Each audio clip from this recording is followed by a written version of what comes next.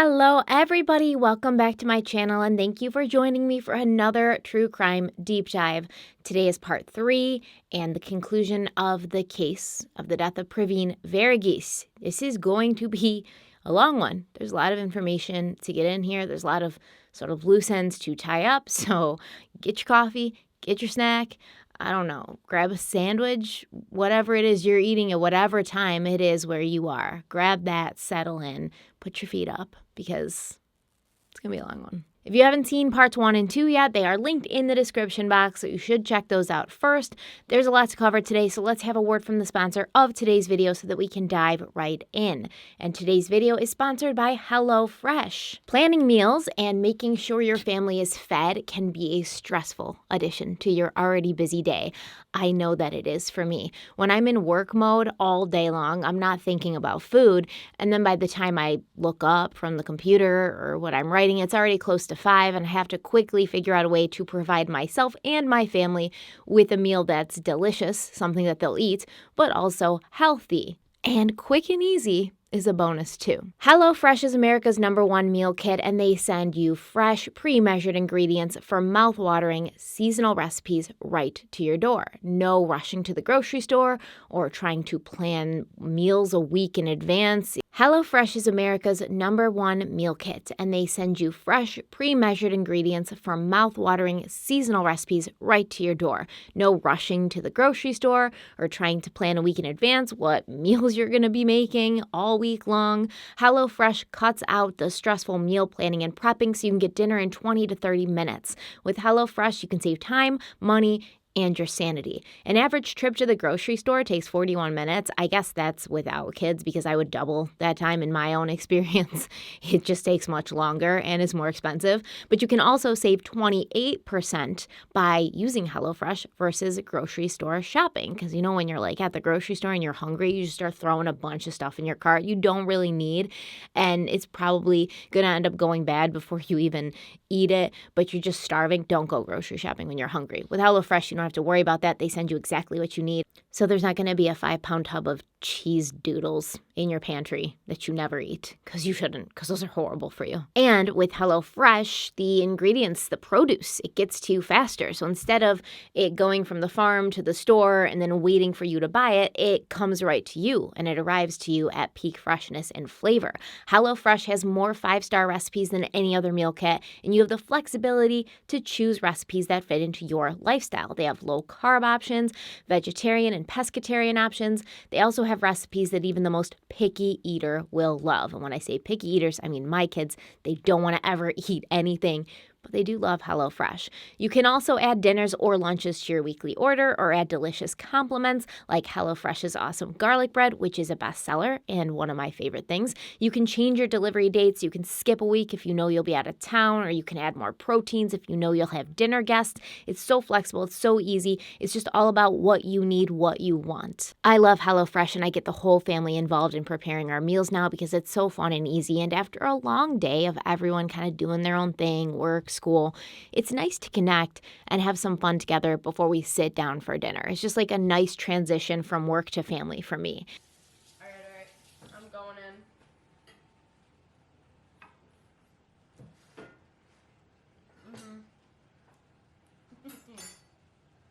That's so good.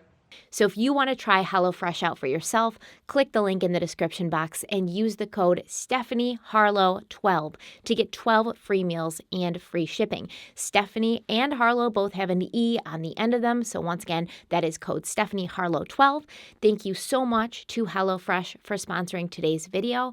And let's dive right in. My allergies are killing me today. I feel like my throat is sore from scratching it with my tongue all night while I was sleeping. Okay, so what you need to know is there was 2 grand juries put together for Pravin's case.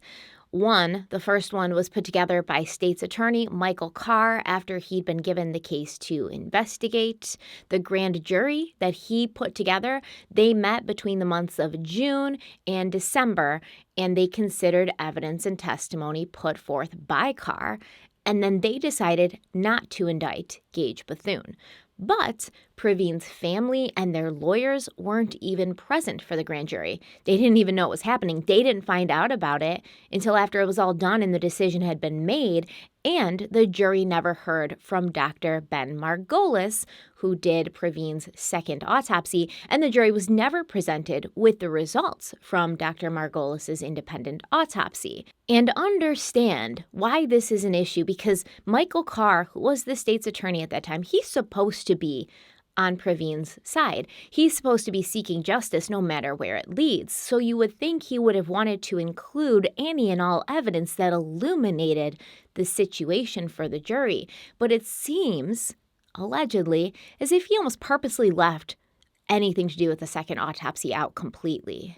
The Verghese family attorney, Charles Stegmeyer, said, quote, "In Ferguson, the state's attorney put on every witness, pro and con, and let them speak.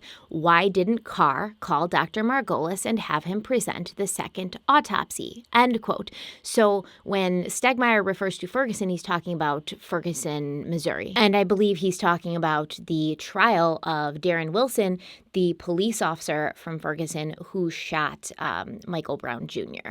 So when he's saying that there was a grand jury called in Ferguson, that state's attorney or district attorney in that case pulled forward all witnesses, all evidence, whether it was in the favor of the police officer or against his favor, because that's what a state's attorney or a district attorney should be doing, just trying to get down to the truth and the justice, not trying to sway the grand jury in the direction of either side. Now, I do want to be fair here, and I will tell you that Michael Carr did in fact write Ben Margolis a letter inviting him to be a part of the grand jury, but there were some limitations. So Margolis was not going to be able to see the first autopsy done by Dr. Jacoby before presenting his findings at the grand jury. And Margolis told the Verghese family that he did not feel comfortable testifying in front of a jury without the ability to see and examine the previous findings, which is irresponsible thing, right? This is how he should be. He's not for sale. He's not bought and paid for. He's not just going to go to the grand jury and testify to anything that will make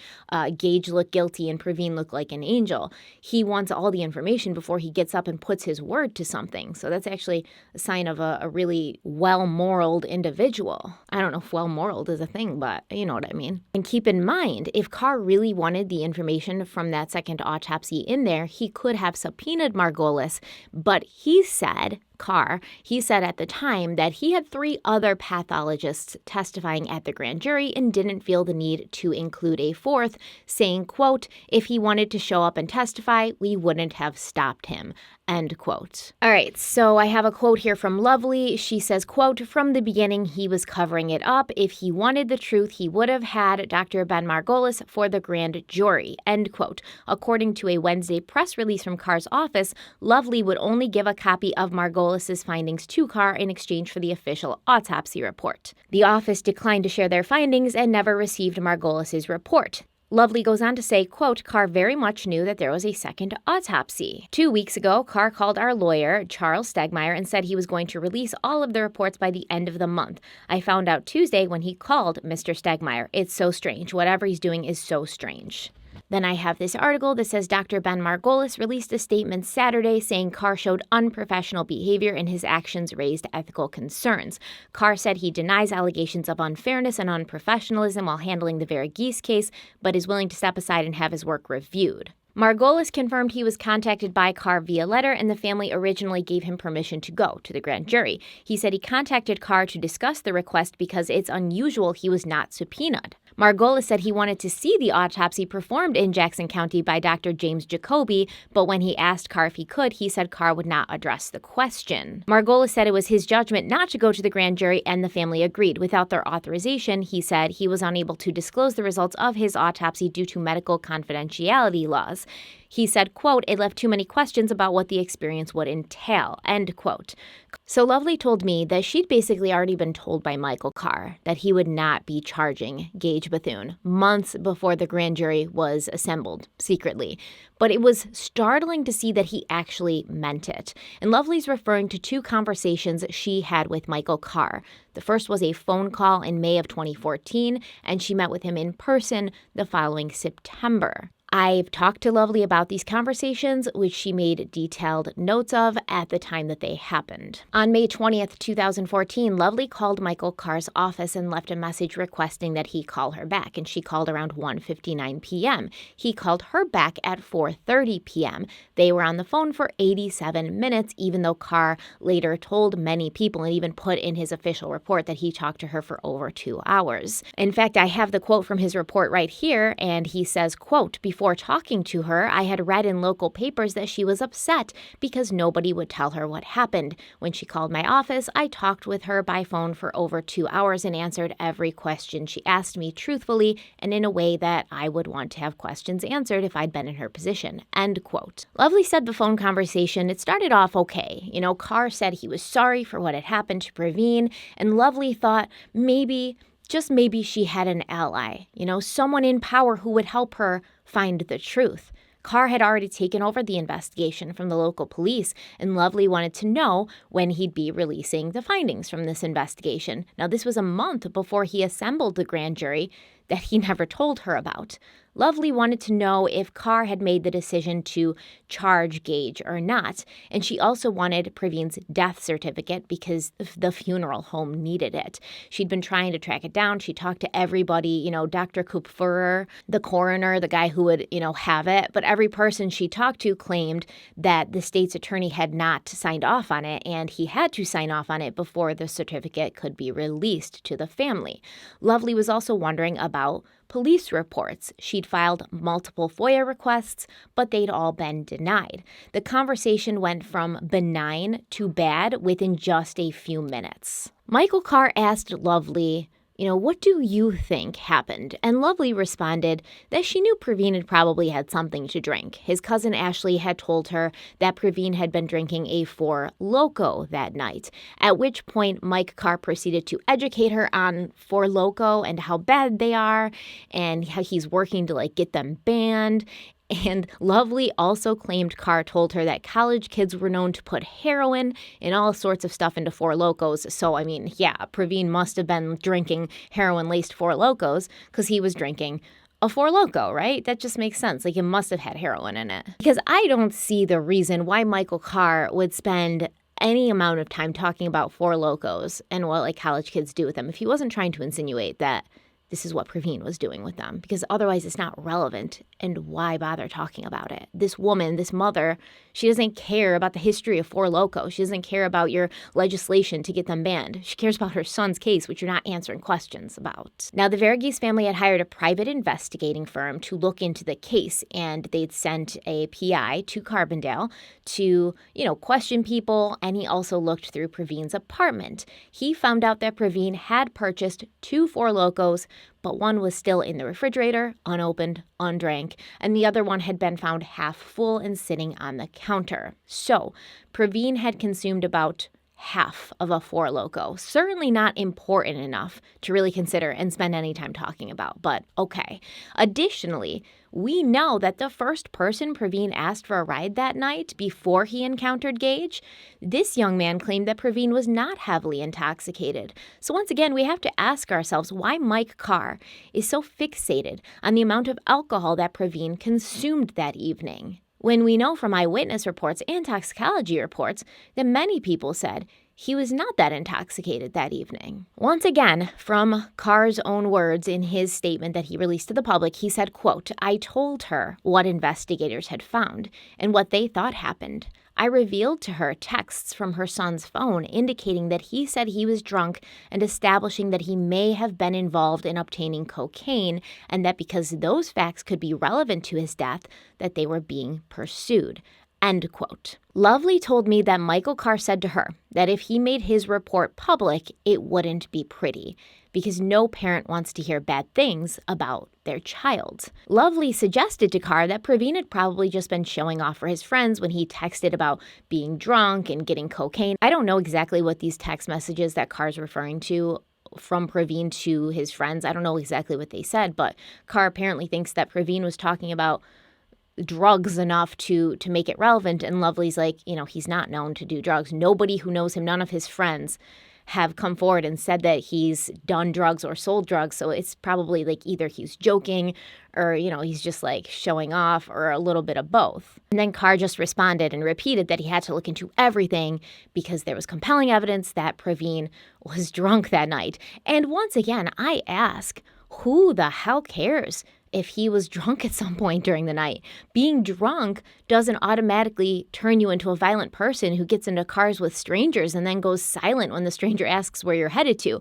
Being drunk doesn't automatically make it okay for somebody else to kick your ass to the point where you die in the forest alone. What does being drunk have to do about it? I imagine that every single person Pravin encountered that night, including Gage Bethune, was hopped up on something, whether it be alcohol or drugs. So why is Pravin being isolated? Why is he being singled out as the drunk one on this night of college debauchery? Carr then went on to tell Lovely he needed to educate her on what happens in college towns because, in my opinion, allegedly, don't come for me, he's incredibly condescending. He wanted to continue to remind her that he was the one who held the power, that she was just this, stupid woman from a foreign country who didn't understand how this country works and how the legal system happens and kind of like how the wheels of justice turn, And, you're from a big area like Chicago. You need to know what happens in these small college towns. It's a different set of rules here. Like, we do things differently. He said that night that Pravin had died,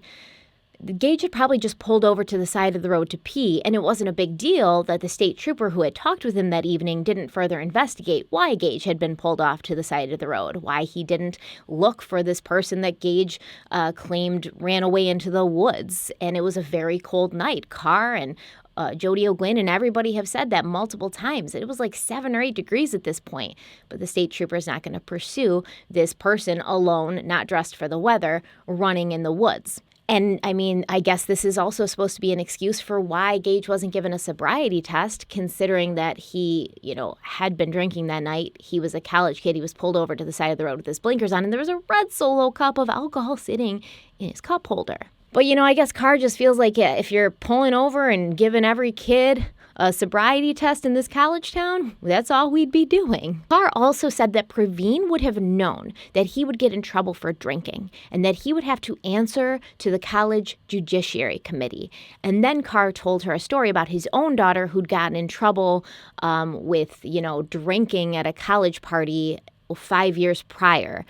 And I don't see how this could even be a thing. Like, maybe Carr's daughter did get in trouble. Maybe she was on campus, but Pravin was not on campus. I attended a college that was a dry campus. Like, you were not allowed to drink on campus. But if you went off campus and drank, the college has nothing to say about that unless you go back to the campus and you, start breaking things and causing fights or something crazy like that. But otherwise, Pravin and the rest of his friends drinking off campus, it's not going to raise any eyebrows.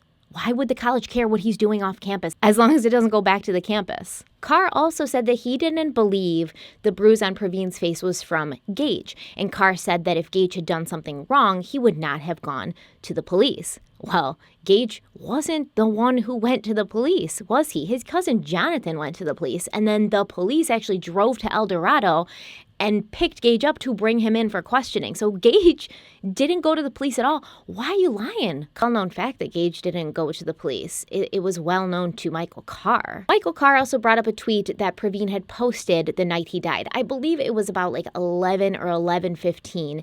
And the tweet said, "Bloody knuckles, guess I was in a fight. #back down." So Carr's using this tweet, the last tweet that Pravin ever made in his life, as evidence that Pravin had willingly gotten into a fight that night, even though the timeline doesn't match up at all. And Lovely told Michael Carr, we've already looked into this tweet and it's been explained away by more than one person. Pravin had been at that house party that night. He'd hurt his hand at the house party, and a girl he'd been with said that she saw it happen. He was trying to prop open a window with a beer, and the window fell on his hand.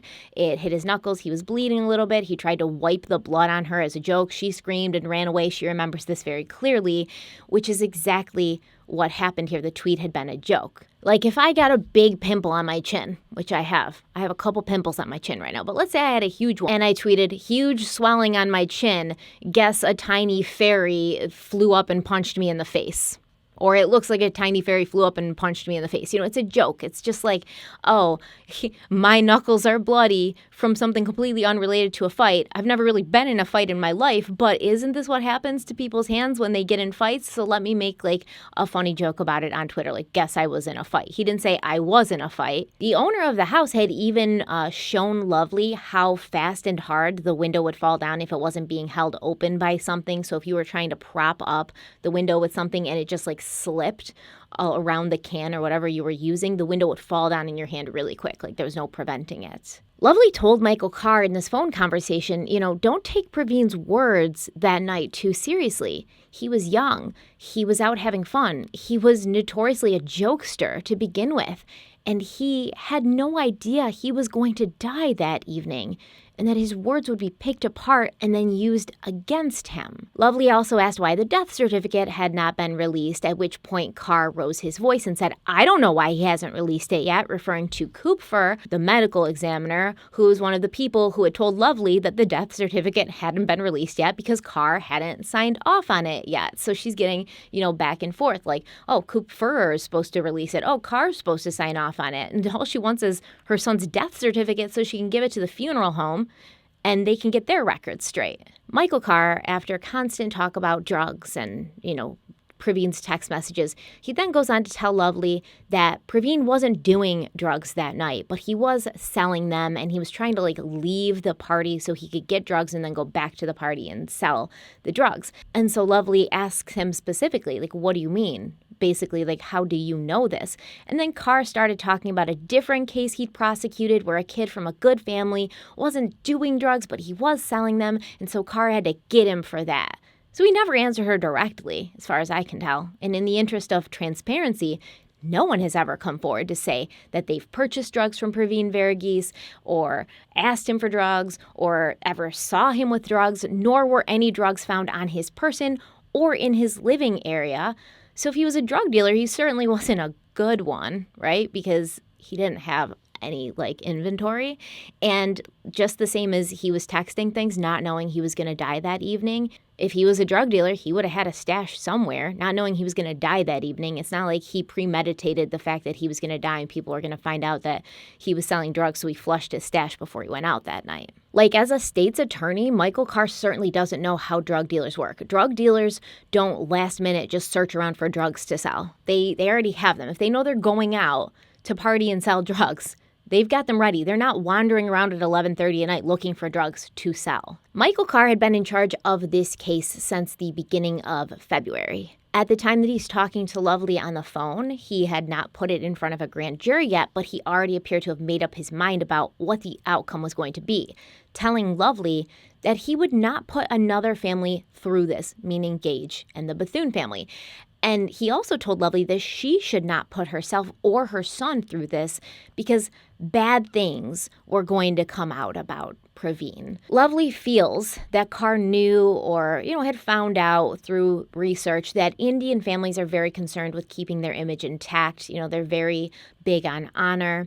And maybe he thought that the embarrassing things that would come out about Pravin would be enough of a deterrent for Lovely to not pursue justice for her son any further. So he's basically trying to intimidate her, you may think your kid was good, but he wasn't. And if I do what you're asking me to do and release my findings, everyone's gonna know it. Do you want that, or do you just want your son's memory to go on intact?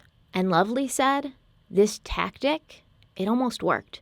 She said for 2 weeks, she was so confused. She didn't know what to believe. She knew in her heart of hearts that her son was good, but she also was he's a kid, he's at college. Maybe he is into this crazy stuff. She didn't know what to believe. But Carr had seemed so sure that Pravin was up to no good. And then 2 weeks later, she came to her senses and posted on Facebook that no one was going to silence her. Because at the end of the day, no matter who you are, where you're from, if you're a mama bear, you're a mama bear. Nothing can change that about you. And Lovely is a mama bear, a savage mama bear. She's going to just barrel through anybody that gets in the way of finding out the truth. And she doesn't care what the truth is.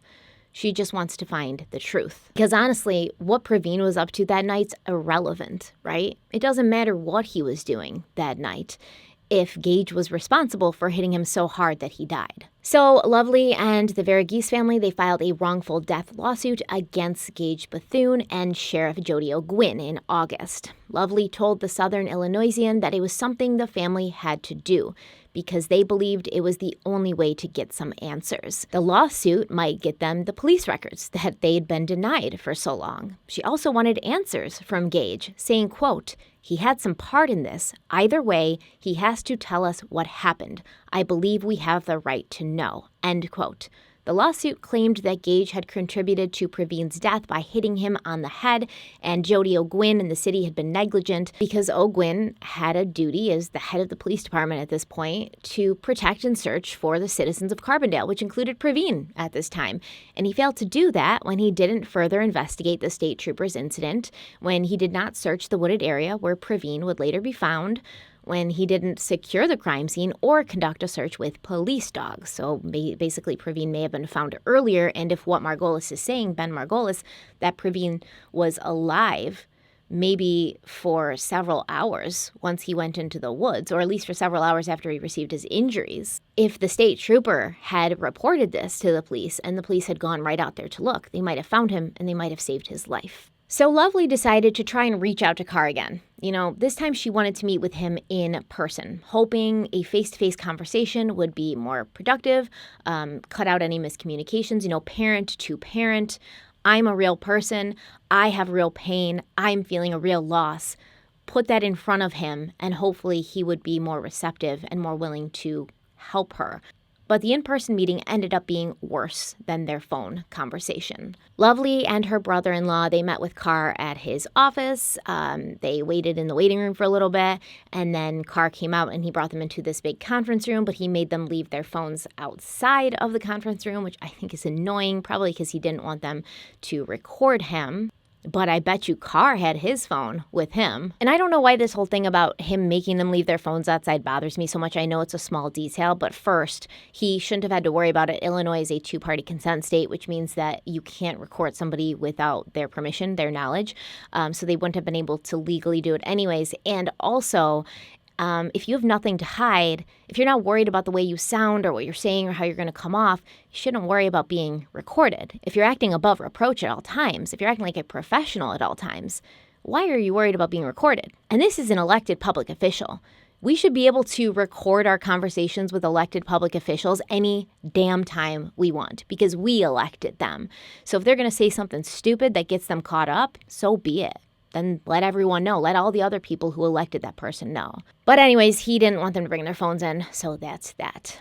So they're at this big, long conference table, right? It's like 3 people. Carr sits across from Lovely, and he started off by saying he was sorry. He was sorry if he'd said anything to her over the phone that had made her feel unsafe or unhappy because she had filed a complaint with, I believe, his office saying that, she'd felt a little bit like harassed, sort of, like threatened almost. But then he followed this up with an accusation that everything he told her she'd gone public with, like he doesn't like this fact. So after her phone conversation with him, she, told the media and other people what he had said in this conversation, and he didn't like that. Which is, once again, don't say it if you don't want it repeated. Don't say anything behind closed doors that you don't want said out in the light of day. In his letter to the public referencing Pravin's case, Carr says, quote, "On this occasion, I explained to her that I was working hard on the review and requested a copy of the family autopsy report, which she had talked about to the media, as well as copies of their private investigators' notes. I was told the investigators' notes were not complete, and she would only give me a copy of the autopsy report in exchange for the investigators' official autopsy report. I explained to her that it was not possible for me to provide the report to her until I had completed my review," end quote. So Carr wants Margolis's autopsy report, but he won't let Margolis or the Verghese family see Dr. Jacoby's autopsy report. So he wants all of this stuff from them, but he's not willing to give an inch. And Lovely's holding her ground. She's putting her foot down here saying, absolutely, I would love to provide you the second autopsy report in exchange for the first one. And I don't think that's unfair. So after she's like, no, this is the deal or no deal, Lovely said that Carr told her he just couldn't understand why a mother would be holding back evidence about her son's case. And she told him very simply and plainly that it was because she didn't trust him. She didn't trust any of them. And she hadn't trusted any of them or the integrity of the investigation since the moment Jody O'Gwyn stepped up to the podium for his press conference hours after Pravin's body was found, saying her son's death was an accident and not the result of foul play before it had even been investigated.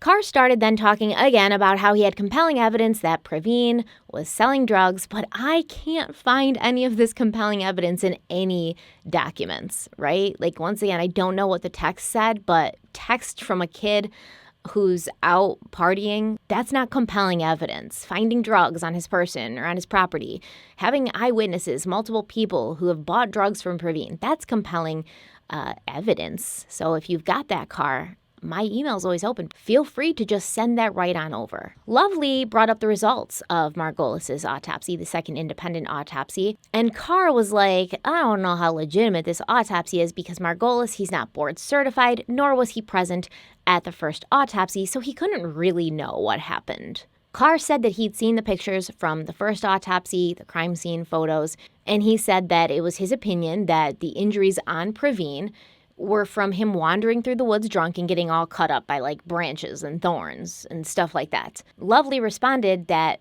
as far as she knew, Pravin's face didn't have any marks besides the bruise on his head, to which Carr responded, that's not true. Yes, it is. Popping it up again. Okay, warning to everyone, popping it up. There's no scratches on his face. These are just bruises, swelling bruises, black and blue bruises. And then Carr was like, you must have been mistaken, when you heard or saw for yourself that there was no other marks on his face. Maybe you were just distraught and, just so emotional that you didn't hear correctly. Lovely was like, no, I know what I'm talking about. He didn't have like scratches on his face. I have a good memory. And Carr responded, so do I, because it's a competition. It's a competition about who remembered the wounds and the injuries on her son's dead body more and better and more clearly. Lovely had also brought with her a petition titled Justice for Pravin that she had gained 40,000 signatures on, and she had placed it on the table when she sat down. She didn't talk about it yet. She just kind of put it on the table, and Carr saw it, and he laughed, and he pointed it out. And he was like, I'm not going to make any decisions based on yard signs or petitions or political pressure. So she comes in, a distraught mother wanting to have answers about her son's death. And he sees this petition and he's like, look at that petition. That's adorable. I don't know if that's what he said. That's just the way I imagine that he said it. It was a joke, but also possible. Then Michael Carr told her, I have a petition just like that already. And it's titled Justice for Molly, referring to Molly Young. And he was like, I didn't let those things like political pressure, yard signs, petitions, I didn't let those things affect my decision in that case. So what makes you think I'm going to kind of let these things affect my decision in this case? And Lovely was like, okay, well, you don't need to take it if you don't want it. I brought it here, but you don't have to have it. And Carr was like, well, whatever, you brought it, so I'll take it. And then when Lovely left, he probably went out to his assistant and he was like, Betsy, get me a venti cinnamon dolce latte and throw that petition out. Stat post haste. And make sure there's not too much foam on my latte. Last time, half of the thing was foam. I didn't ask for a cappuccino. Starbucks. I'm going in my office now to play Candy Crush. So Michael Carr and Lovely, they talked about the first autopsy again. And Lovely said that Coop Furrer had told her that there were no bruises on Pravin's face after the autopsy was done, right? Which is true. We know that's true because he told her it was post-mortem discoloration, that it wasn't bruises. And Carr once again told her that's not true. And even though earlier he was like, no, the injuries on Pravin's face were like scratches from running through the woods, not bruises. But now he's saying like, no, Coop Furrer didn't tell you that there weren't bruises on his face. So it's just like he's being contrary for no reason, just to like be that way, just to be like, I know more, shut up, what are you talking about? Lovely wrote in her notes that day when she had the meeting with him, quote, it's very hard to talk to him. He says he's compassionate, but everything I say he cuts me off. He talked about Molly's case and how he's proud of the decision he made. He takes pride in the work he does. He can't just arrest someone. He has to consider their life too. He has no doubt in his mind that Pravin wandered through the woods. End quote. So Carr did a lot of this in both his conversations with Lovely, I believe, talking about how, he's got these 2 degrees, both from SIU, how he's been working in the legal field for so long. He's proud of his job. He's proud of how far he's come. He's proud of the job that he does in that position. He has a beautiful family, a loving family. He's just so blessed, all of this stuff, I don't know what it was for him doing all that besides to show her, like, I've got my shit together. I've got all my ducks in a row. No one questions me. #blessed. Pravin wandered into the woods drunk and died of hypothermia. You can't change my mind. That's essentially what he was telling Lovely. And on that note, we've already talked about the barbed wire fence that was located between the road that Gage was parked on and where Pravin's body was found. So there was that barbed wire fence, but there was also a creek. And Lovely said, it's not like a huge creek. It's not like 10 feet across, but you'd need to get a pretty good running jump in order to get over it without stepping in it or getting wet. So in Pravin's incredibly intoxicated state, we're expected to believe that he was able to not only crawl under a barbed wire fence that he wouldn't have seen in the dark. Most likely he would have just run smack dab into it. And he was able to get over a creek without getting his feet wet at all. A creek that also would have been incredibly difficult to see in the dark woods. How can Michael Carr say that Pravin was so drunk he couldn't get out of the woods? He was running from the police. That's the allegation made, right? That Gage said cops, and that's when Pravin started running because he didn't want to, engage with the police. He's running so scared of the police because he doesn't want to get in trouble with the judicial board at SIU. So he's not only drunk, but he's running, yet he was with it enough to see the fence and crawl under it, right? And also to make it over the creek without getting wet, because there's no dirt or anything on his socks. And all the while, he's not wearing any shoes. Because if he had been wearing shoes, they would have been found with his body, or they would have been found somewhere in the woods, and they weren't. Then Michael Carr told Lovely, you just gotta get over this. Pravin had a comfortable death. He was found on his back, all peaceful his arms were crossed over his chest. And this sent Lovely over the edge because obviously freezing to death in the woods, alone and scared, after you've had your ass beat, is not a comfortable death. Dying of old age, at home, surrounded by family and loved ones after you've lived a full life, that's a peaceful death. So she was incredibly offended that he said this to her. It's callous, it's tactless. And Lovely cried a lot during this meeting, but Carr didn't care. He just kept talking. She said he made it clear to her that he was smart, powerful, and proud of himself, and she found it difficult to get a word in. At some point during one of these conversations, either the phone or the in-person conversation, Michael Carr told Lovely that he was not going to ruin another young man's life, and if Gage was for some reason arrested, he would have him unarrested. Okay, so let's examine this a bit. Carr says that no yard signs or petitions are going to sway his decisions when it comes to who he charges and how he does his job. And while I think his politics don't matter when it comes to my moral stances admirable, they kind of do matter when you're the state's attorney. State's attorneys or district attorneys or commonwealth attorneys, depending on where you are, they're all the same. They just have different names. They're elected by the people. They're elected to be the voice of the people in America's courtrooms. And they're tasked with looking out for the public's best interest in all legal matters. Therefore, in order to stay in their position, they need to be completely by the people for the people, and their behavior and ideals should reflect the local politics of the area they represent. Now, I'm not saying you should charge somebody with something because everybody wants you to and there's public pressure, even if, there's no evidence that this person did anything, so don't get it twisted. But I think it would be real shady if a state's attorney got elected on a platform that was focused on criminal justice reform and getting violent criminals off the streets, keeping the streets of Carbondale safe, keeping the people of Carbondale safe, including their large population of college students, many of whom aren't even from Carbondale. It would be kind of shady if Carr had ran on that kind of platform, which he did, and then got into office only to pursue just 10% of rape cases, for instance, and not even consider the fact that Gage Bethune may have had something to do with Pravin's death because you don't want to ruin his life. Or, if Carr got into office and despite a good deal of evidence, he decided not to arrest the ex-boyfriend of a young girl who died from a gunshot wound to the head. She didn't have any gunpowder residue on her hands. She was in her ex-boyfriend's apartment. And if you didn't know, I'm talking about Molly Young. Carr's responsibility is to the people of Carbondale. He's their voice, especially when they no longer have one, like Pravin and Molly. And I do feel that he has let many, many, many people down in that regard, which is probably why he's no longer in that position, because there's only so long you can get away with behaving in a way that's incongruent with what you claim is your belief system before people figure it out. Unless you're my governor, Cuomo, and then it seems like no matter what you do, like no matter how many sexual assault allegations come out, or how many old people you killed in nursing homes, or how many books you wrote patting yourself on the back when you were dealing with a global pandemic and letting old people die in nursing homes. It doesn't matter how many times he does that, just nobody will ever find him accountable or hold him accountable. Maybe one day. Fingers crossed. But anyways, let's get back to this. I hate politicians, every single one of them. So the first grand jury decision was to not indict Gage, but they didn't have all the information, which I mean is clearly an issue because it's not really fair.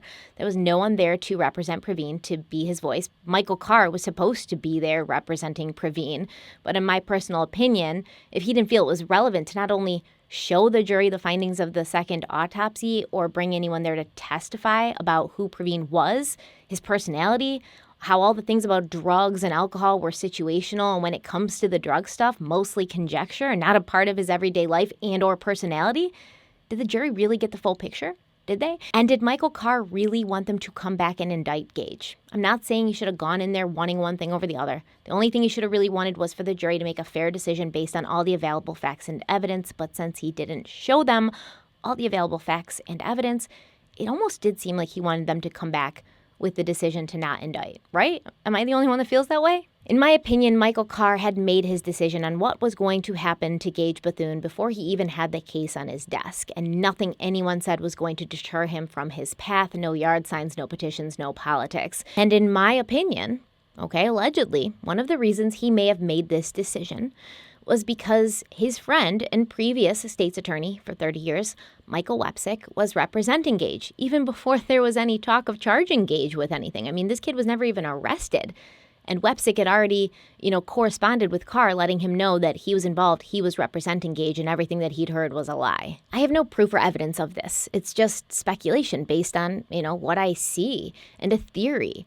So this is all alleged, but if Carr felt grateful to Wepsick for helping him reach such great heights as the state's attorney's office, for giving him that stepping stone in his career, maybe he felt that he owed him a debt of some kind, or maybe he'd been asked to repay a debt of some kind. Maybe there was some spoken or unspoken understanding between the two Mikes that in return for elevating Carr instead of one of the other many lawyers who wanted the position, if Wepsick ever needed a little help with his clients when he opened his private practice, Carr would have his back.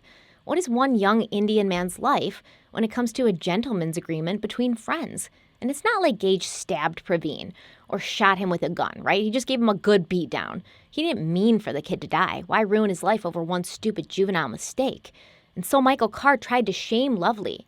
He assassinated the character of her son, who was not alive to defend himself.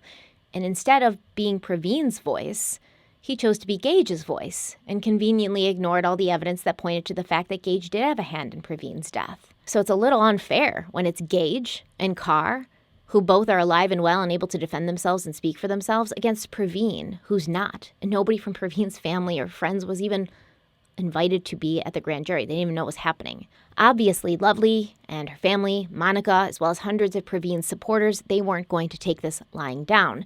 It wasn't the end, not until Pravin had his day in court fairly and with actual representation. So letters were written to the governor, Bruce Rainier, and the attorney general, Lisa Madigan, and to dozens of other public officials. The Verghese family were looking for an ally who had the power to challenge Michael Carr. A little over a week after, the family filed the wrongful death suit, naming Gage, as well as Jody O'Gwyn. The police chief, Jody O'Gwyn, was fired by the then city manager, Kevin Beatty.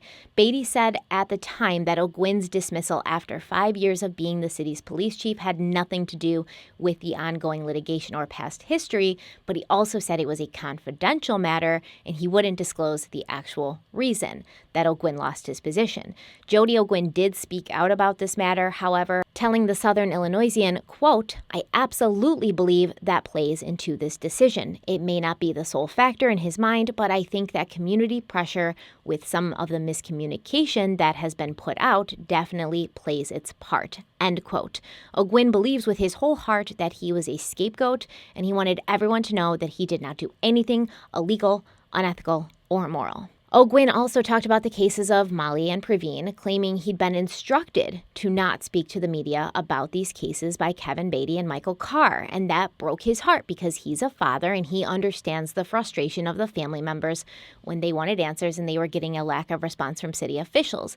Now, I understand. This is completely understandable if he was given instructions to not speak to the media by those who were above him, chain of command. You can't really go against what you're told or you will lose your job. But was he given instructions to not speak to the family, to not meet with them or keep them in the loop on what was happening, to not visit them and give them his regrets in person? It doesn't seem that he was, so why didn't he, right? If he can relate to the Verghese family as a parent, why wouldn't he go and, meet with Lovely in person? I mean, all this time that he's saving, not talking to the media, he could have been talking to the family, and that would have shown that he actually did care. O'Gwin claimed that they did everything they could to find Pravin, to which Lovely responded, quote, "If he feels that he did everything right, I cannot change how he feels. I do not have animosity towards him as a person, only the system. If it were one of his children, they would have looked that night. They don't know how much it hurts until it's one of their children," end quote. Now, there's also a little scandal here, right? Because Jody O'Gwin had a pistol stolen out of his car in June of 2011, and he didn't report it missing for a week because he claimed that he didn't want to kind of jump the gun, no pun intended, and file the report until he was sure that it hadn't been just lost or misplaced. And then it seems when it finally was reported a week after it went missing, the report didn't list it as a missing or a stolen handgun. It was entered in as an animal control violation, which has since been explained away by claiming that it was a simple data entry error. The stolen gun was used in the September 14th shooting death of Carbondale resident Duata Spencer, who was just 20 years old. This same day, 20-year-old Matthew Jones, also of Carbondale, was arrested for the crime. And the next day, 19-year-old Julcius Causey, also of Carbondale, was arrested for being in possession of this stolen handgun. So why would O'Gwin have waited a week to report a gun missing or stolen? This isn't like your library card, or you can just wait to see if it shows back up. This is a deadly weapon that's probably now in the hands of a criminal, because we can only assume that if someone is stealing a gun out of a car, they're intending to use it for nefarious purposes. Jody O'Gwin claimed he was shocked to hear his gun had been used in a murder, saying, quote, "It was a difficult time for me. Even though I know I was the victim of a crime, I still felt responsible in some way," end quote. Yes, you feel responsible because you kind of are. Like I said, when you can't find your gun, it's not just like you misplaced your car keys or your library card or your glasses. This is very important. Every day, every minute that passes where you don't know where that gun is, it's in the hands of somebody who's probably going to kill someone with it. So the longer it takes for you to report it missing, the longer that person has to do that. How is that hard for you to understand as a police officer? And last time I checked, no one's been charged with the theft of this gun. So that's interesting. Somebody was arrested in possession of it, but it doesn't look like that same person, Julius Causey, I believe, was charged with the theft of it. So I wonder where Julius said they got the gun from. So Monica and Lovely, they decided to take things into their own hands. At this point, they filed several FOIA requests. They're not getting anything. The grand jury's been convened. They're not going to indict Gage. So obviously, if you want something done right, you got to do it yourself. During the April 19th, 2016 City Council meeting in Carbondale, Lovely and Monica showed up with Pravin's postmortem and autopsy photographs blown up, and they showed them to the council members one by one. They basically explained how they hadn't been getting straight answers, how the story changed depending on who they were talking to, how they'd made multiple requests for the case files with no success, and they were like, look at these pictures. Does this look like a kid who died accidentally from hypothermia? Look at these pictures. Does this look like no, significant trauma? Because that's what Michael Carr and Kupfer are saying. Does this look like that to you? And it was a very emotional kind of time for the council. You know, some people couldn't even look at the pictures. I think one person had to get up and leave. Somebody started crying. This is what happens because these people, these victims, they're not nameless, faceless case numbers. They're real people who have real families. They have real lives and real stories. And you have to sometimes put those lives and stories and faces in front of people for them to really relate. So that was a very, very good move on behalf of Monica and Lovely. And Monica and Lovely, they didn't know it at the time, but someone was already working on the case very hard and quietly behind the scenes. In March of 2015, Michael Carr had recused himself from the case just like he'd done with Molly Young's case, and the state's attorney appellate prosecutor's office was appointed to handle the case. And special prosecutor David Robinson was already trying to put the pieces together in anticipation for another trial. But Monica and Lovely didn't know at the time that they'd been waiting for somebody who had some power to go against Carr to help Pravin. And there was somebody doing that, you know. He was wearing an S on his chest, secretly, behind the scenes, because real heroes, real people who fight for social justice and just justice in general, they don't do it for a pat on the back. They don't do it for a retweet or a repost on Twitter. They don't do it for the likes. They don't do it for the good feeling it gives them. They do it just for the sake of doing the right thing. And Lovely and Monica and the entire Verghese family, they love David Robinson. David Robinson went incredibly hard for them. He is an amazing prosecutor, in my opinion.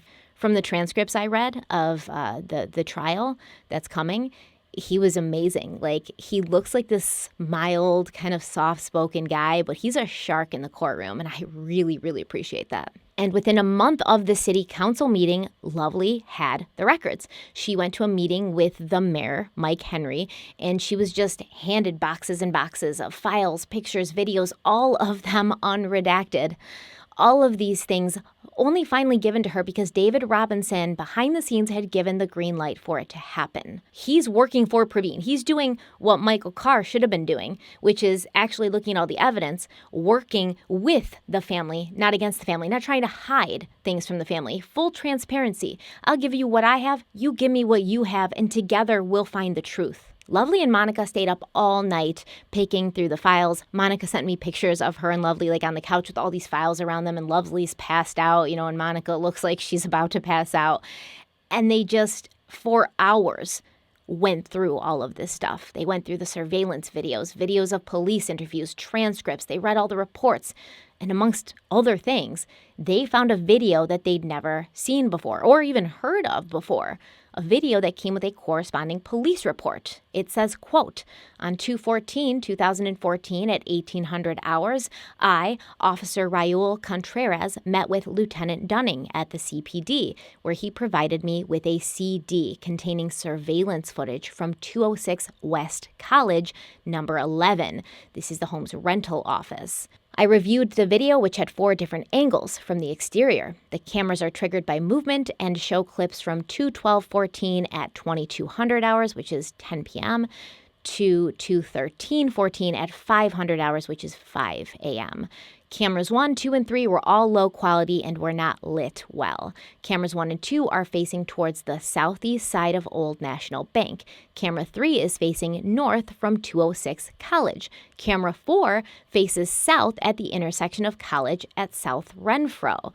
Camera 1 rendered no useful information. Cameras 2 and 3 showed several people walking in the area, but no race, gender, or clothing could be determined. End quote. The report goes on to describe 2 clips. The first clip shows a light-skinned male of unknown race walking eastbound on the north side of College Street at 12:42 a.m. on February 13th. He's wearing what appears to be a long-sleeved red shirt and no coat. Clip 2 showed a white male wearing dark pants, a black coat, and a white undershirt walking southwest on College Street at 2:35 a.m. And this man appears to be carrying another person. The person that the man was carrying, we don't know what they looked like, even if they were a man, a woman, what they looked like, because that person's back was to the camera, so there's no identifiable features. So we're going on the assumption here that if this video has anything to do with what happened to Pravin, considering it was in his file, the first man seen walking on College wearing a red shirt without a coat going in the direction of Styx was Pravin, and the second man seen later carrying another man a little under 2 hours later, that was Gage Bethune. And as you can see from comparing the video of Gage with the state trooper to the surveillance video, as well as to the description of the clothes that the second man was wearing in the surveillance video, they're very similar clothes. They're dressed very similarly. There's even a similarity to their gait, their walk, right? The timeline obviously doesn't add up. So it's possible, because this was 2014, the timestamps were probably just off by a few hours and no one at the business ever took the initiative to fix it or call someone to fix it. But they could be correct, and this has nothing to do with Pravin and Gage, but just it seems so ironic that somebody in a red shirt without a coat seen walking this way, and then a couple hours later, somebody who's dressed and has the same body type as Gage is seen carrying another person on the same night that Pravin got beat up and ended up dead. And consider the address, right? So 206 College is just a 6-minute walk from 606 College, and that's where Pravin was that night. Now, considering that 206 College is on the way to Styx, where Pravin was headed, it makes you wonder, maybe Pravin never did ask Gage for a ride. Maybe he asked that first guy for a ride, got turned down, and then he was just like, screw it, I'm going to suck it up and walk the rest of the way because they're expecting me and I can't just be like wandering around looking for a ride. So he's walking, freezing his butt off, going towards Styx when an annoyed Gage drove by after leaving a party that he wasn't having fun at because he didn't have enough money for Coke. And then right before he left the house party he was at 405 College, he backed his truck into a pole because all these idiots are parked behind him in the driveway and blocking him. And now he's even more pissed and he's looking for someone to take it out on. Maybe also to get a little money in the process, right? So he left 405, driving towards 206, saw Pravin walking without a coat, thought, yeah, this yuppie college kid might have some money on him, pulled over and invited Pravin to get in. Pravin maybe got in, told Gage, I'm just going to Styx. But Gage didn't drive to Styx. He drove right by it. At which point Pravin was like, where are you going? That was Styx back there. Can you turn around? My cousin's expecting me. My friends are expecting me. And then maybe he became afraid when Gage kept driving. Maybe it was Gage who was sitting there in silence. Maybe at this point, Gage gave Pravin a punch to shut him up, to scare him, to let him know he wasn't playing games. It's possible that the punch in the car is what knocked Pravin out, which is why he wasn't on his phone the whole car ride. Maybe he woke up and came to as Gage continued driving, and maybe he did try to get out of the car, at which point Gage pulled over, and the rest we pretty much already know. Now, I do want to also talk about Gage's family's reaction to this. His father, whose name is Don Bethune, he claims that the photos of Pravin with bruises on his head were doctored, and he said that the video of a man carrying somebody else was not Gage. It was just another random person carrying a musical instrument. I don't know what proof or evidence he has of this. If he has it, then I would be very interested in seeing it. And Don Bethune also said that he knows without question that social media buried his son alive. So this is like a trial by social media, and it's not a fair trial, and Gage wasn't getting treated fairly, even though he was never arrested, never considered a person of interest. I also want to point out that his car, it does look like his car was searched by the police because there was swabs taken from the car and swabs taken from Gage, but they were never tested. So apparently Michael Carr just didn't ever get them tested. So we don't know if there was a fight in the car. We don't know if blood was shed in that car. We don't know anything because it never got tested. So I think that Gage was treated more than fairly. Okay, so to be specific, because Lovely sent me this, it's from the Illinois State Police Division of Forensic Sciences. It says, offense, death investigation, suspect Gage Bethune, victim Pravin Verghese. So exhibit 2, 3, 5, 6, 7, 8, 9, and 10 are dried blood, standard from Pravin Verghese, swabs from exterior of front passenger door, swabs from exterior door handle of front passenger door, swabs from interior of front passenger side window, swabs from interior door handle of front passenger's door, swabs from exterior driver's side door handle, swabs from exterior of driver's door, buckle swab standard from Gage Bethune. And the findings, and I'll put this in here so you guys can see it, no analysis conducted at this time all the way down. So they never tested them. If you'd tested them, you might have found out if Pravin was bleeding in that car, and then Gage's story would have been out the window. Lovely got a call from David Robinson in June of 2016, the special prosecutor, and Lovely and Monica have nothing but amazing things to say about Robinson because in reality, he was the first person with any power to actually attempt to help them and who ended up putting Pravin first. David Robinson was straightforward about their chances, straightforward about everything, but he also made it clear that he wanted to help. And he told Lovely, I've been going over everything in this case for months. You had a good son. And this was incredibly validating for her because she knew she raised a good son. But every other person, whether it be the police or Michael Carr, every other person she talked to in a position of power had basically done nothing but tell her what a scumbag her kid was, told her nothing but negative things about him. And David Robinson's over here I've gone through all of his texts.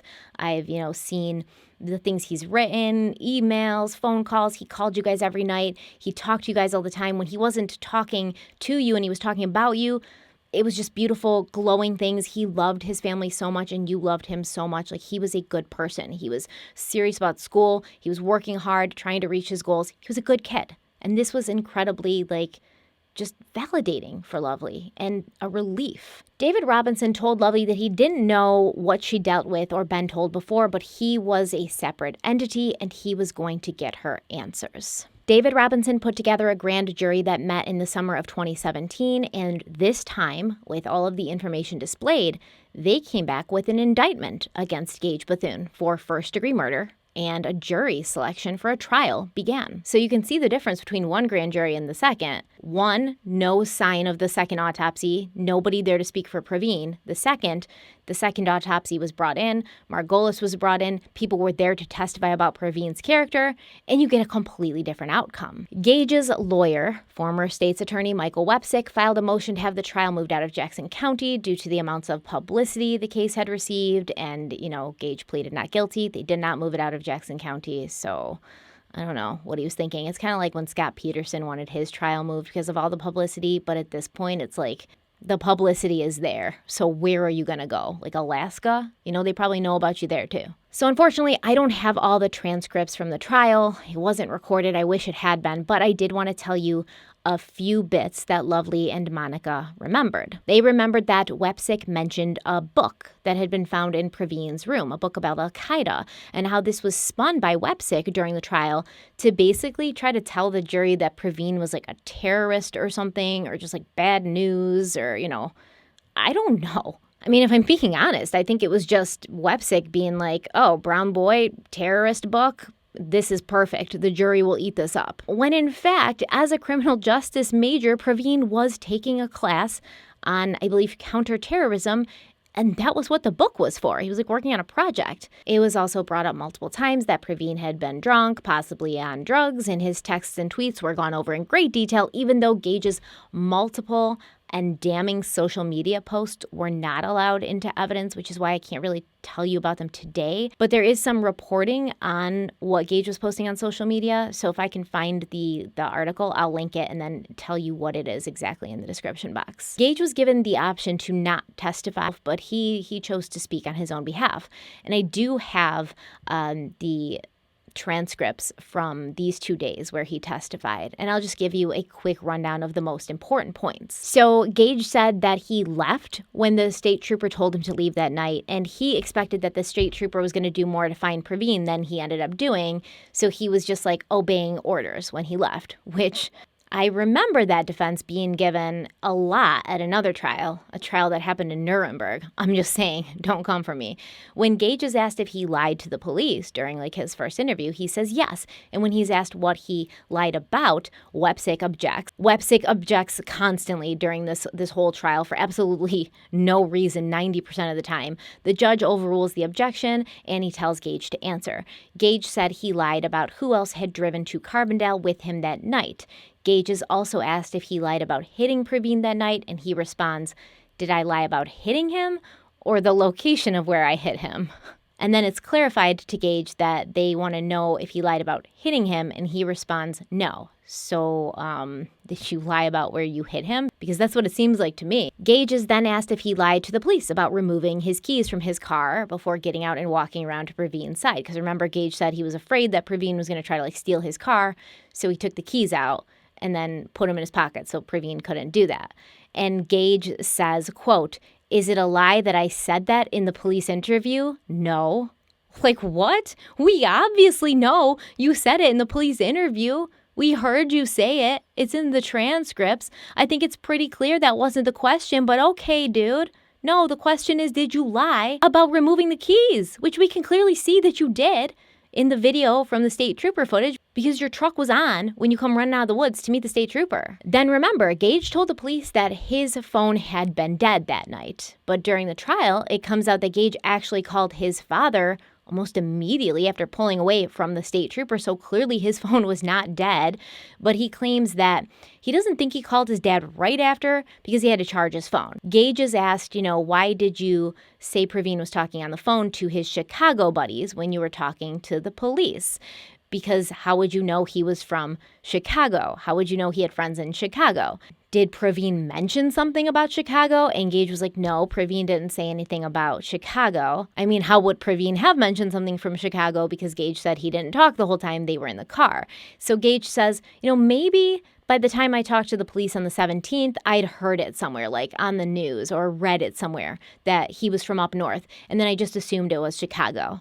That's believable. Not at all. Gage says that he didn't lie about hitting Pravin, but he did lie about seeing blood. And when asked why he lied about this, Gage said he was scared, he was 19, and he didn't know what to do. So I believe it was here that David Robinson was like, that's not what I asked. I asked, why did you lie about it? Why would you lie about hitting him and seeing blood if you were scared? What does that have to do with anything? And Gage never really answers. He just keeps saying things like, I was scared. I don't really understand the question. And then Michael Wepsick kept objecting. It also came out that Gage had known about Pravin's bloody knuckles tweet, and he referenced that tweet during his interview with the police. And David Robinson was like, did you seek this tweet out? Basically, are you researching Pravin before you go on to talk to the police so you can find out something that might help you, that might help your case? And Gage was like, no, I wasn't seeking any information about Pravin out purposely. I think I just saw it shared on social media somewhere. Even though he spoke to police on February 17th, before Pravin's body was found. So who was sharing these tweets all over social media? Gage is also confronted with something else on February 17th when the police went to his house to pick him up and bring him in for his first interview. He told the police that he had not yet told his father, Don, about anything. Yet we know that Gage called his father almost right after he pulled away from the state trooper, and his father also said that they consulted with lawyers before Gage went in to be questioned. He also told the police that after the incident with Pravin, he'd gone straight home to his mother's house. But that was a lie too. He spent the night at his dad's that night, and he didn't go straight there. He went to a 16-year-old girl's house. And we're going to talk about that more in a second. Eventually, David Robinson confronts Gage with a statement made in his second interview that the reason he lied was because he didn't think anything other than Pravin's exact whereabouts were important. And that's when Robinson also asks Gage about Desiree Dunning. That's the 16-year-old girl who Gage texted and called after he left the side of the road. And he went to her house, not his mother's house, not his father's house. Yet he didn't mention Desiree's name to the police at all, didn't bring her up at all. Robinson says to him, quote, when you were at the side of the road at Route 13 on February 13th, 2014, around 12:30 p.m. in the morning, you were able to elude a DUI and concoct a lie that was good enough to evade the suspicion of an Illinois state trooper, yet you arrive at Desiree Dunning's house between 1 and 3 a.m. You were unable to make it up the stairs, end quote, because that's what she said, that he was messed up when he got to her house. And it's actually an end quote because Robinson was interrupted in asking this question by Wepsick objecting, and Robinson was like, yo, can I ask the question before he objects? And the judge was like, yeah, ask your question. And then Robinson was like, hey, Gage, where'd you go? Where'd you go between leaving the side of the road and showing up at Desiree's house? And then after 10 more objections, Gage was finally able to answer, and he said he got gas. And that was it. And then he went to Desiree's house. Then Robinson said, quote, "You were here in the courtroom when Desiree Dunning testified that you texted and called her asking her if she wanted to do cocaine. Did you do that before you got gas in Carterville?" End quote. Gage responds that he never asked Desiree if she wanted to do cocaine and that she was lying. Now, there's some more about Desiree. Gage said, he didn't really know her, like he had just met her. He didn't remember if she was stored in his phone as a contact. He didn't remember if he'd called her or texted her. He didn't really remember anything, so I don't know how he's going to remember what he asked her in a text or a call that he doesn't even remember making. I mean, don't even get me started on how creepy it is that Gage, a man over the age of 18, was hanging out with a 16-year-old girl that night. Robinson asked Gage if it was true when he told the police during his interview that he had a job interview at the coal mines the next day. So Gage said he couldn't remember, but he'd never worked in the coal mines. Robinson also asked if it was true that 5 days later, after being questioned, Gage was working for Dave's Automotive in Chamblee, Georgia. So this is a different state. So essentially, I think Robinson was trying to show that a very short time after Gage had been questioned by the police, he bounced out of the state pretty quickly. And it blows my mind because later Wepsick, he cross-examines Gage and he was like, "You didn't lie when you told the police that you had to get home that night." And Gage was like, "No, that wasn't a lie." So Wepsick is trying to show all the ways Gage didn't lie, but in doing so, he actually points out a place where I believe Gage did in fact lie, because Gage did not have to get home immediately that night. And we know that because he didn't go home immediately. He went to Desiree's, and she went with him to his father's house, at which point she testified she had to help him inside because he was so messed up. She also testified that on the night when she was with Gage and she ended up staying with him at his father's house that evening, I believe, Gage's knuckles were all busted up. Gage's friend Brandon Cheney testified that he'd been driving to Carbondale with Gage that night, but he asked to be let out at the CVS in West Frankfort because Gage appeared to be intoxicated. Dylan Baskin and Preston Filkins, who had also been with Gage that night, they backed up Brandon's version of events, and they said that after Brandon got out, Jonathan drove. They said Gage did appear to be intoxicated before the party, but they didn't smell any alcohol on him or see him with alcohol before the party on College Street, so maybe Gage was intoxicated, but it wasn't from booze. The two friends also said that they had not seen Pravin that night at the party at 405 College Street. That's the one that Gage and his cousin and their friends went to. And Sarah Wilsey, I believe is how you pronounce her name, it was her birthday party that night at 405 College. And she also testified. She said she was surprised that Gage had shown up because of prior incidents, and she'd asked him to leave multiple times. Pravin's friend from Chicago, Anita Johnson, she also testified to receiving a call from Pravin on February 13th at 12:30 a.m. This is just a few minutes before the state trooper pulled up by the side of the road. She said she heard him say her name, Anita, don't hang up, and then she heard the sound of a vehicle door being closed. She heard the sounds of running, and she heard Pravin say, "I'm trying to help you." She believed he was arguing with another man. Anita also testified that she'd been friends with Pravin for a while, and she'd never known of Pravin to do coke or sell it. Gage's father, Don Bethune, also testified about a call he received from his son's cell phone in the early morning hours of February 13th. Remember, when Gage's phone was dead. No battery. Don said that obviously I believe Gage was probably talking loudly or fast, and Don said that he couldn't really understand what was being said, but he heard the words cop, fight, and Carbondale, and he told his son to get right home. He also claimed that he did not discuss the incident with Gage until February 17th, the day that Gage was interviewed by the police, which I call bullshit on. You heard your son say the words fight and police in Carbondale, you were like, get right home, and then you just never followed up with him the next morning or at any day between then and the 17th. You just never like, hey, what happened, by the way? Like, what fight? What cops? What's going on? What happened? You never asked him? David Robinson asked Don Bethune if he had contacted anyone after the conversation with his son on February 17th, or if he'd given Gage any advice before his second interview on February 19th. Don said that he had not spoken to anyone and he didn't give Gage advice before the interview. I don't believe either of those things, but that's just my opinion. Don't come for me, Don Bethune. Oh, and I want to tell you an interesting story about jury selection. So throughout the trial, Michael Wepsick, Gage's lawyer, previous state's attorney, he had another man with him, and this man was allegedly a law student, but he didn't have a law degree, And Wepsick basically told the judge that this guy was part of the legal team, so he was allowed to be there and he was taking notes the whole time, and he was even allowed into chambers with the other lawyers. So during jury selection, I don't know how many people have been, part of jury selection, but you have to fill out a questionnaire. And basically that questionnaire is just asking you, are you going to have any issues with being a fair and impartial juror on this case? Do you have similar bad experiences with something that has to do with this case? Do you know anybody who's involved with this case? Do you know anybody who's on the legal teams of the people who are involved in this case? And I mean, obviously, she said no to those things because she was allowed to get to the part where she gets questioned by the lawyers. So this woman's there for hours before she finally admits that she's the sister of that guy who's like a college student and helping Wepsick with this case and allowed into chambers and stuff. She's his sister.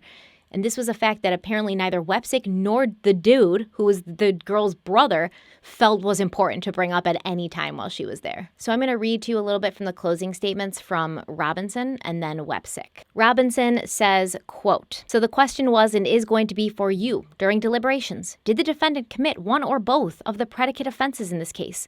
And I submit to you the answer is yes. He committed them both, robbery and aggravated battery. Did this defendant set into motion a chain of events that caused the direct and foreseeable death of Pravin Varghese? I submit to you the answer is yes, he did. Was that an accident or did he intend for Pravin to die? You will see from the instructions, ladies and gentlemen, that's utterly irrelevant. But I believe the evidence has shown that this defendant knew full well what he did led to the death of Pravin Varghese. You have seen the photos. You have heard from the experts. You've heard the defendant's lies. What do you think? You're going to have to think about whether the defendant robbed Pravin after he caught him at the bottom of the hill. Only you can decide that based on evidence and logical, reasonable inferences. Lies can tell you a lot. You can use your common sense. You can use your life experience. You sat here for a week and a half. You heard the evidence. You heard the witnesses. You saw the photos. And you're going to have to decide whether Pravin's death was a direct and foreseeable consequence of the chain of events set into motion by these two crimes, robbery and aggravated battery, or either one of those two crimes. So then Robinson goes on to say, now you've seen Mr. Wepsick and I all, and then Wepsick objects, and he's like, objection. He's commenting on opposing counsel. He's talking about me. This is completely normal during closing statements. What the hell is wrong with Wepsick? Every trial I've ever seen, during closing statements, one or both of the lawyers will be like, now, you've heard what I've had to say. You've heard Mr. Wepsick, what he has to say. Like, why is that objectionable? Because he's just trying to throw Robinson off. He's trying to interrupt this very well delivered closing statement to make it harder for the jury to follow along, to just be stupid. David Robinson goes on to say, quote, I'll just rephrase it, just to make it easier. Your Honor, it's been inferred in this courtroom that Trooper Martin was responsible for Pravin's death. That alcohol was responsible for Pravin's death. It's even been inferred that Anita Johnson, the young lady that Pravin called that night, was somehow responsible. And it's been inferred that even Pravin is responsible for his own death, because this is exactly what Wepsick was doing, trying to make everybody else seem like they were responsible besides Gage, including Pravin. David Robinson goes on to say, I want to talk to you for just a moment about common sense and life experience and evidence, direct and circumstantial. You understand common sense. You understand your life experience. That is what you bring to this process. And I talked to you about that briefly in opening. And that common sense and life experience has to be applied by you to the evidence presented in this case. There's two kinds of evidence. There's direct evidence. This is evidence of guilt that does not require an inference, a confession, for example. But there's also indirect evidence. This is evidence of guilt that does require some inference. We most often refer to this as circumstantial evidence.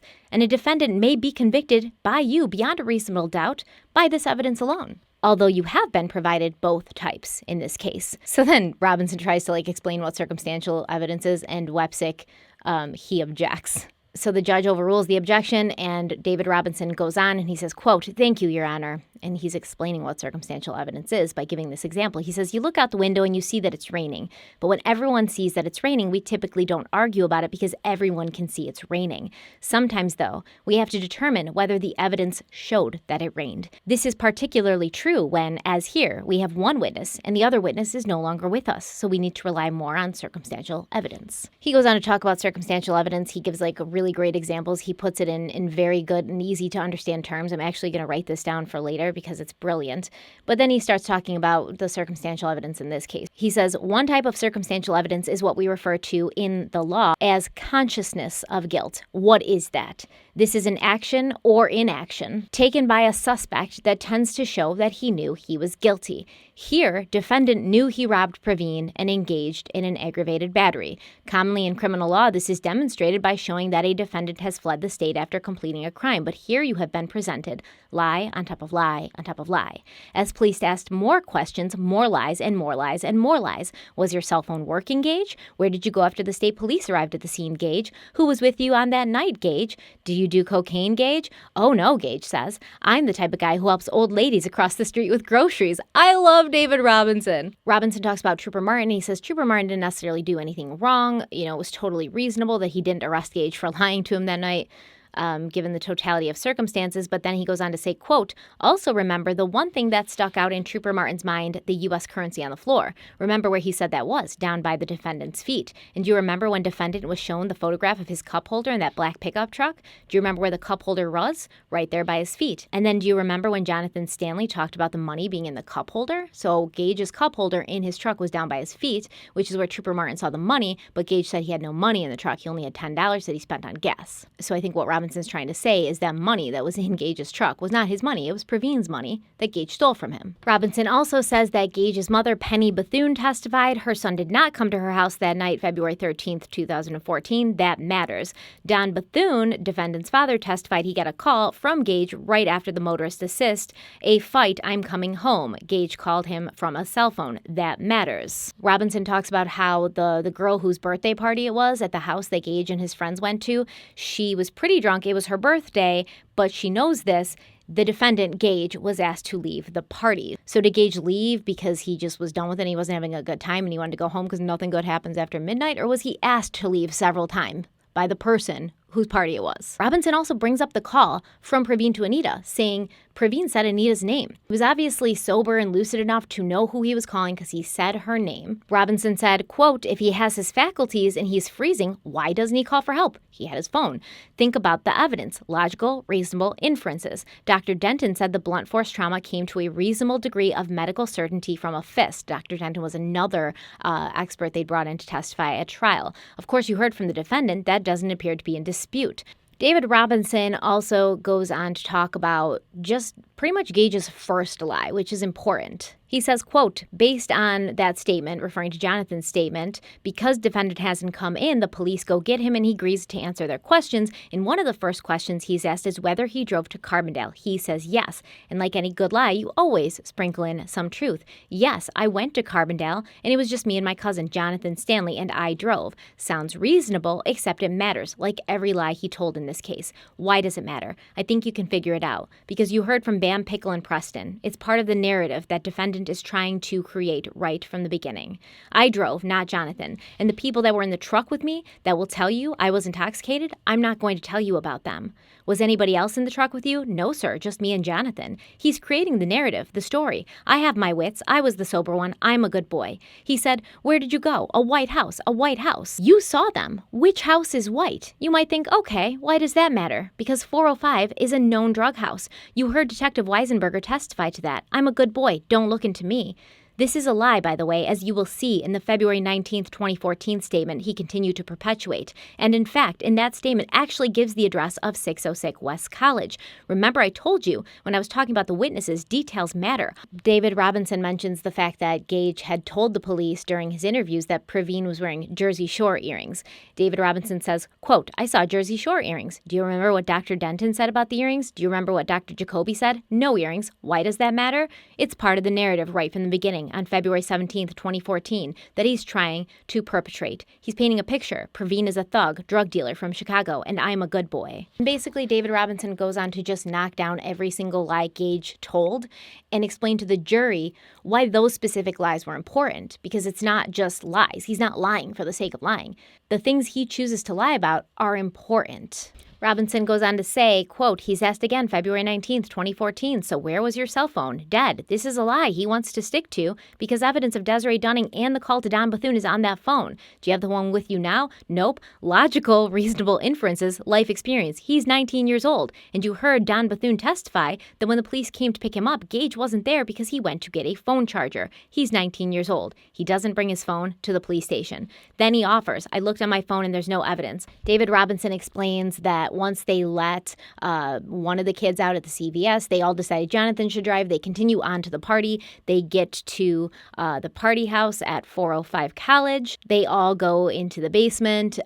Gage tries to find out if he can buy drugs from the house owner. And at that point, Sarah recognized the defendant as Gage Bethune, and she demands that he be expelled from the party. She doesn't want him there. Defendant is asked to leave, but Preston and Dylan do not want to leave. They stay there enjoying the party. Jonathan goes upstairs to relax. He's sick. And you heard from Jonathan, but details matter. Gage goes up and talks to Jonathan, and Jonathan says he is sick. They rode together after all, right? So why doesn't Jonathan just ride back home with Gage? Since he's sick, right? I agree. I submit to you that it's because Gage wasn't going right home. Gage was going to look for cocaine. Pravin runs across Gage. They end up in his truck. They drive around Carbondale looking for cocaine. Defendant is low on fuel. Remember, by his own admission, $10 to his name. Pravin, who, as you heard, had just worked a shift as a delivery driver at Jimmy John's where he makes tips. You also heard from Lovely Varghese that he was given money on his way back to school. She also testified that he only had $24 in his wallet when it was recovered. The two reached the east end of town where Giant City Road meets Route 13. Defendant turns eastbound on Route 13 and an argument ensues. Defendant is running out of gas and he wants that cocaine, and Pravin is realizing he's being driven out of town. Pravin demands he pull over. Now remember, you can see the tapestry here of defendant's lies. There was an argument, but no one threatened to use a knife. No one punched anyone in the cab of that truck. You heard Trooper Martin. He had a rosy cheek. He just came out from the freezing cold. Defendant turns on his flashers and Pravin exits the truck. At that point, Pravin reaches in, grabs the 25 that's in the cup holder, and then Wepsick objects and he says, no evidence whatsoever. So Wepsick's like, there's not one scintilla of evidence that this happened, that, Gage had $25 in the cup holder. And David Robinson replies, quote, Judge, my recollection, and although it was truncated and it was like pulling teeth, we elicited from him that they fought over 25 because that was part of his previous statement. That was part of the reason we called Jonathan Stanley. So they fight about this for a while, the judge, Robinson, and Wepsick. And then Wepsick says, Judge, I really need to use the restroom. I didn't think it would take this long.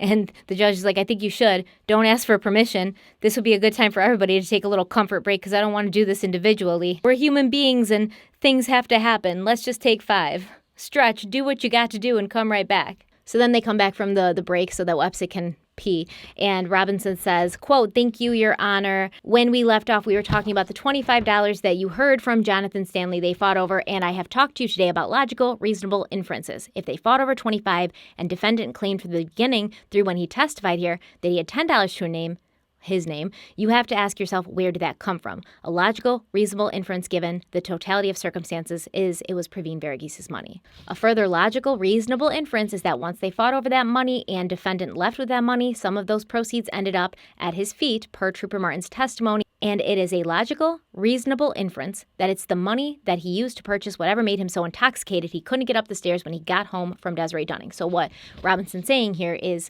Gage beat up Pravin so he could steal his money. He did steal his money. He called Desiree and he was like, you want to do coke? Let's hang out. And then he went and bought the drugs before going to her house. And he did them before going to her house, which is why he was fine on the side of the road with Trooper Martin.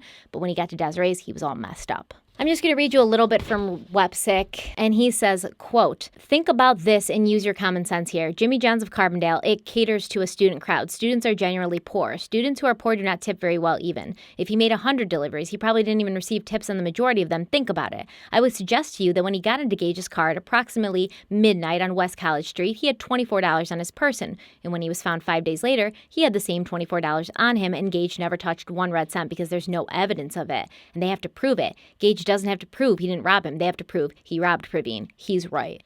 But still. Websick talks about the call to Anita. He says, quote, "The evidence has shown that the telephone call that Pravin made to Anita Johnson in Chicago started at 12:29 a.m. and it ended at 12:31. She said it was about a minute and a half. It was closer to 2 minutes. The call begins at 12:29, ends at 12:31. The trooper is on scene at 12:33. 2 minutes. If Pravin had been robbed, do you not think that he would have ran to the officer and said, 'This guy just robbed me, trooper'? If a robbery actually occurred, victims tell the police about robbers, not robbers. The fact of the matter is the state has not proven beyond a reasonable doubt the offense of robbery here."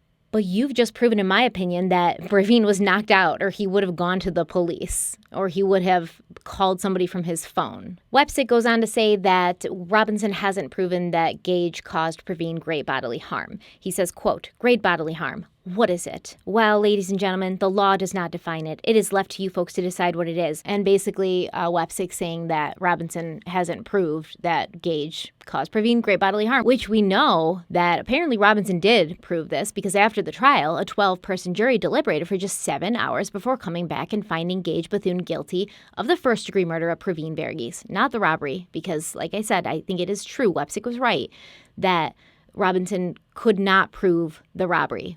But I also want to say, well, my opinion reflected here, I believe Gage definitely did rob Pravin, and that's exactly what happened. What Robinson said, that Gage beat him up, stole his money, went to go get drugs, and then went to Desiree's house because he showed up there hours later. The jury decided that Gage had caused great bodily harm to Pravin, and his death had been a direct and foreseeable consequence. So Gage gets taken away to jail, and he's being held on a $1 million bond, but then his father, Don, who at that time was working for a used car dealership in El Dorado, I believe, he provided 10% of that bond, aka $100,000 in cash to get his son out. It seems that he borrowed this money from his boss, the owner of the car dealership that he worked at, as a loan, which makes sense because who has $100,000 in cash just lying around? But the fact that he would even spend that much money just to prevent his son from staying in jail until sentencing, it's kind of crazy. Like, there has to be something better you can do with that money. Don Bethune described his son as a working man, a hard-working man, and a father to a 1-year-old girl, a child that he shared with his girlfriend of 10 years, Tracy. But anyways, one of the conditions of Gage's bond was that he should not be participating in illegal activity or the bond would be revoked and then he would be put back behind bars. Don paid the bond pretty quickly, but Gage was still in jail for a day or so, I believe. And while he was there, his calls going out of the jail were recorded. Obviously, I think he would know that. And these calls showed that Gage was selling drugs while in the Jackson County Jail using assistance from people on the outside. So there's 1, 2, 3, 4, 5, 6, 7, 8, 9 recordings. The first one says, conversation between defendant and Marty Hammers, who pretrial records show has previously engaged in illegal drug activity with the defendant, in which defendant instructs Hammers to retrieve shit in a bag from Tracy's car. Tracy is known by law enforcement to be the name of the defendant's girlfriend and the mother of his child. So Tracy was Gage's girlfriend. The next recording, conversations between Gage and Tracy in which Gage discusses his tray, noting that there is probably weed all over the place, and discussing shit that Hammers was looking for in the car, noting that Hammers is not careful. Defendant also discusses his bag and is told by Tracy that it is probably not something we need to discuss over the phone. Probably not. The next recording, conversation between Gage and Hammers in which Gage instructs Hammers to get in the bag to let Tracy know so that she can help him, and reminding Hammers that everything is recorded. Defendant warns Hammers not to get a bunch of shit out of the bag when he does, noting that Tracy found some shit in the backpack, and Gage then instructs Hammers to remove the shit in the backpack in case Tracy has not yet discovered it. Gage refers to the bag, the backpack, as his. As to the shit, instructs Hammers to take it, get rid of it, and give the money to Tracy, adding that Hammers can keep some of the proceeds for himself. Defendant specifically instructs Hammers as to how to coordinate the transaction. The next recording is a conversation between Gage and his brother in which Gage's brother asks Gage for firewood, to which Gage referred his brother to his backpack in my closet. Defendant's brother then asks defendant how much he can take, and defendant responds, grab like a little handful enough to get you through. Defendant then adds, in response to his brother's suggestion, in that he can make some money off of it. We are making money off of me right now. The next recording, conversation between defendant and a woman, not Tracy, in which defendant asks her, "Do you smoke bud?" The woman responds that she smoked bud with Gage's brother. Defendant then offers that he has allowed his brother to grab a handful, referring to the bud as probably my shit. The next recording, conversation between Gage and Tracy, in which Gage asks Tracy, "Is my backpack still in the closet?" Tracy responds that it is, and Gage instructs her to let it be. The next conversation is between Gage and Tracy, in which Gage instructs Tracy to make sure all my shit is put up in my room, the tray, the box. Tracy responds, okay. The next conversation is between Gage and Tracy, in which Tracy asks the defendant, Gage, 180 to my friend. What was that? Gage responds, 28, adding 220 no less for 28, and Tracy confirms. The next conversation is between Gage and Tracy. And Gage says Tracy should not give her house guests nothing. Gage instructs Tracy not to give his brother anything. Gage says he told his brother he could get firewood out of his bag. Tracy informs defendant that she took everything out of the bag. And these conversations go on and on just like this. It's clear what's happening. He's like making moves from inside, from behind bars, making moves for his drugs to be sold on the outside to make money. So he's the drug dealer. And he's doing it after being found guilty of this crime while he's in jail after his father paid $100,000 to get him out of jail. What a douchebag. Like, what an ungrateful son. Additionally, according to documents filed by Special Prosecutor David Robinson, the state alleged that there was inappropriate contact between Gage's legal team and a juror from his trial. The motion said, quote, "The unsolicited contact with this juror has been made in 3 ways on 3 separate occasions. 1, in person, by investigators for the defense, one of whom may have been armed, and subsequently, 2, by private Facebook messenger, and now 3, by communication through the newspaper, which appears to have been knowingly designed to harass or annoy said juror by misquoting the juror and taking statements made as part of the previous improper contact out of context," end quote. The Southern Illinoisian reported, quote, "The article in question is one published Sunday by The Southern, authored by Lee Enterprises employee Nat Williams. Williams submitted the story to The Southern on a freelance basis. Lee Enterprises owns The Southern." The quote is derived from a paraphrase made by Bethune's father, Don Bethune, telling Williams what a juror told defense investigators during an interview. WPSD Channel 6 reported, quote, "After the jurors left the Jackson County Courthouse, they thought their lives would go back to normal. But according to documents, one juror continued to relive their vote after the trial was over. The juror says members of Gage Bethune's defense team approached them afterwards. A motion filed by Special Prosecutor David Robinson says that juror was contacted 3 different times, once in person by someone who may have been armed, another through private messenger on Facebook, and most recently through a newspaper article written in the Southern Illinoisian newspaper.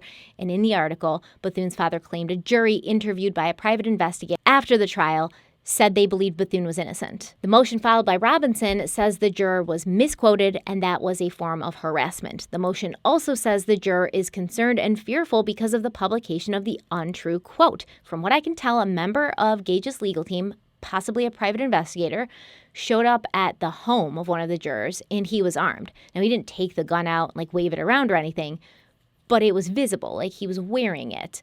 So obviously that would be intimidating. Gage's lawyer said they just wanted to ask the juror why they'd voted guilty.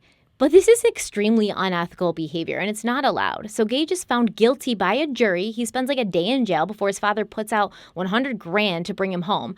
While he's in jail, he's making moves and selling drugs, and his legal team is harassing members of the jury. He was convicted in June, but then his sentence kept getting pushed back, his sentencing hearing. And in August, 8 days before his sentencing hearing, Gage suddenly tried to fire his lawyer, Michael Wepsick. He wrote a letter to the Jackson County Circuit Court saying that he did not want Wepsick to represent him any longer and that he did not have legal representation, but he was desperately looking. Wepsick appeared with Gage in court and told the judge that after several conversations with Gage, he was withdrawing as his counsel, and Gage and his parents were looking for a new lawyer. When asked why he no longer wanted Wepsick to be his lawyer, Gage said, quote, "I'm just not happy with the way I was represented. I just feel like there was way more he could have done," end quote. Judge Clark, the same judge who had heard the case, he asked Gage, is there another lawyer ready to step in? And Gage said no. So Clark was like, "Don't worry, little buddy. We'll just put off this pesky little sentencing thing until you're ready." Now, those were my words. What Clark actually said was, quote, "The sentencing hearing is going to be put off indefinitely while you ponder your choices, end quote. So it's like basically the same thing if you ask me.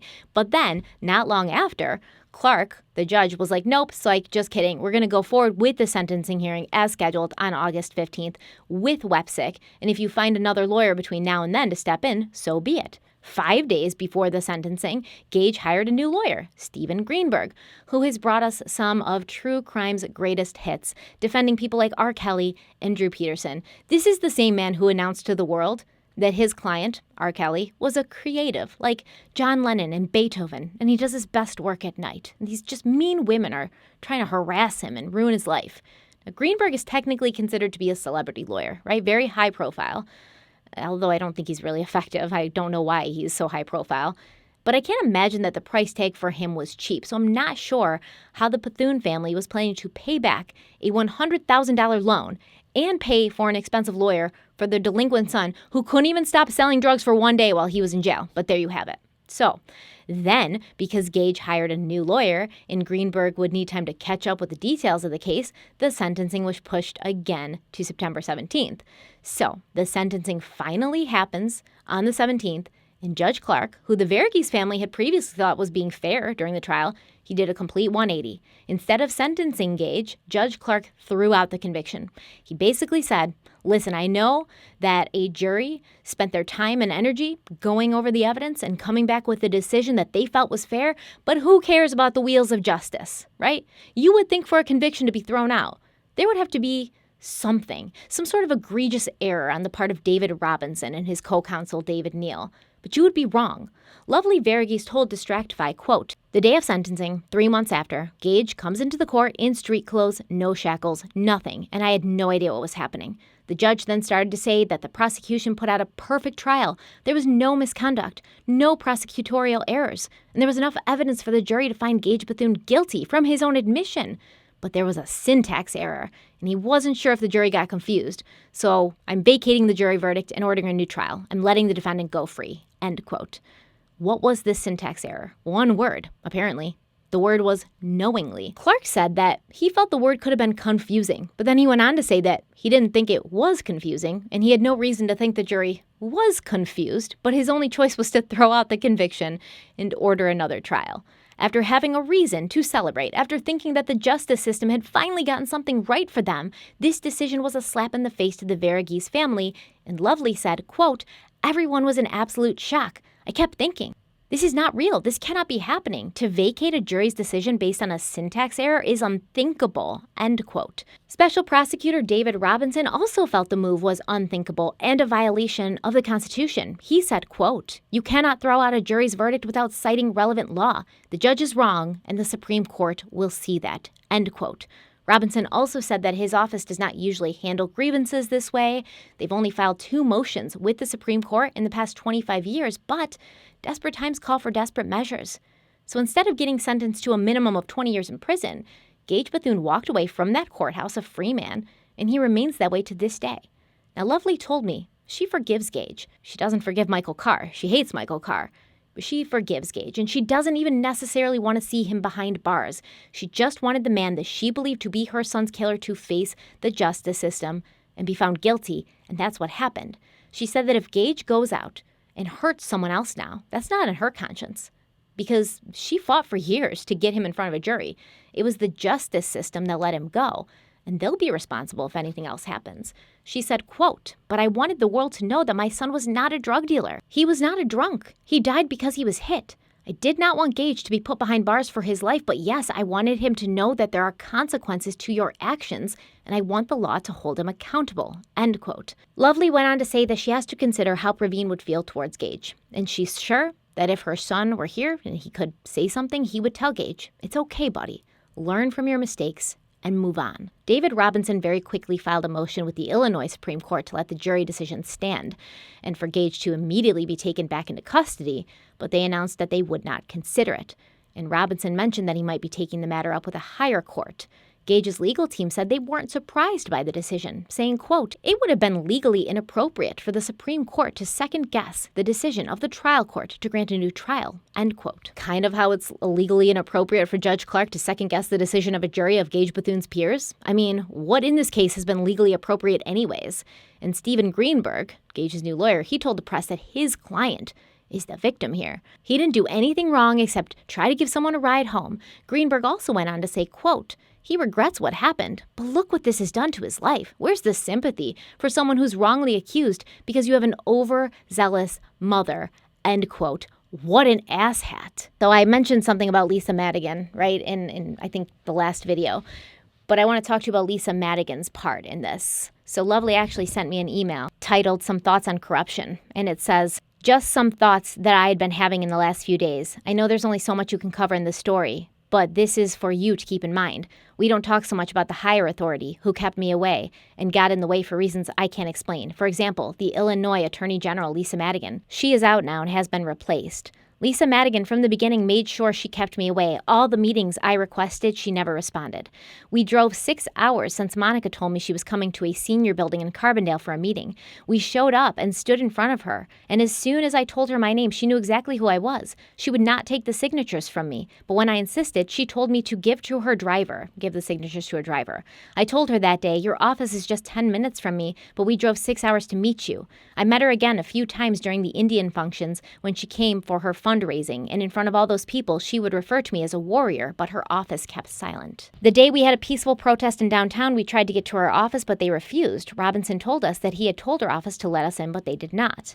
After Gage was charged, a victim's advocate was assigned to us from the Attorney General's office. Robinson would copy her on all the court documents that he was sending to me. When I asked her, she told me she will be present at the trial and would hold my hand and will be staying in a hotel and so on. Guess what? She never came for the trial or contacted me. I emailed her asking her who and what prevented her from coming to the trial, and she never responded. When Robinson tried to appeal to the Illinois Supreme Court, Lisa Madigan's office got involved and prevented him from filing. They claimed Robinson did not communicate with the AG office, which was a lie since the AG was copied on all court proceedings. I talked to the Inspector General and asked him not to interfere and let the Supreme Court hear it. He danced around my request, but the damage was already done, and the Supreme Court did not take the writ of mandamus that Robinson prepared. When I talked to the victim's advocate's office that day, the supervisor told me the lady that was assigned to me was attending a trial, and I asked her why she did not attend our trial, and she did not answer.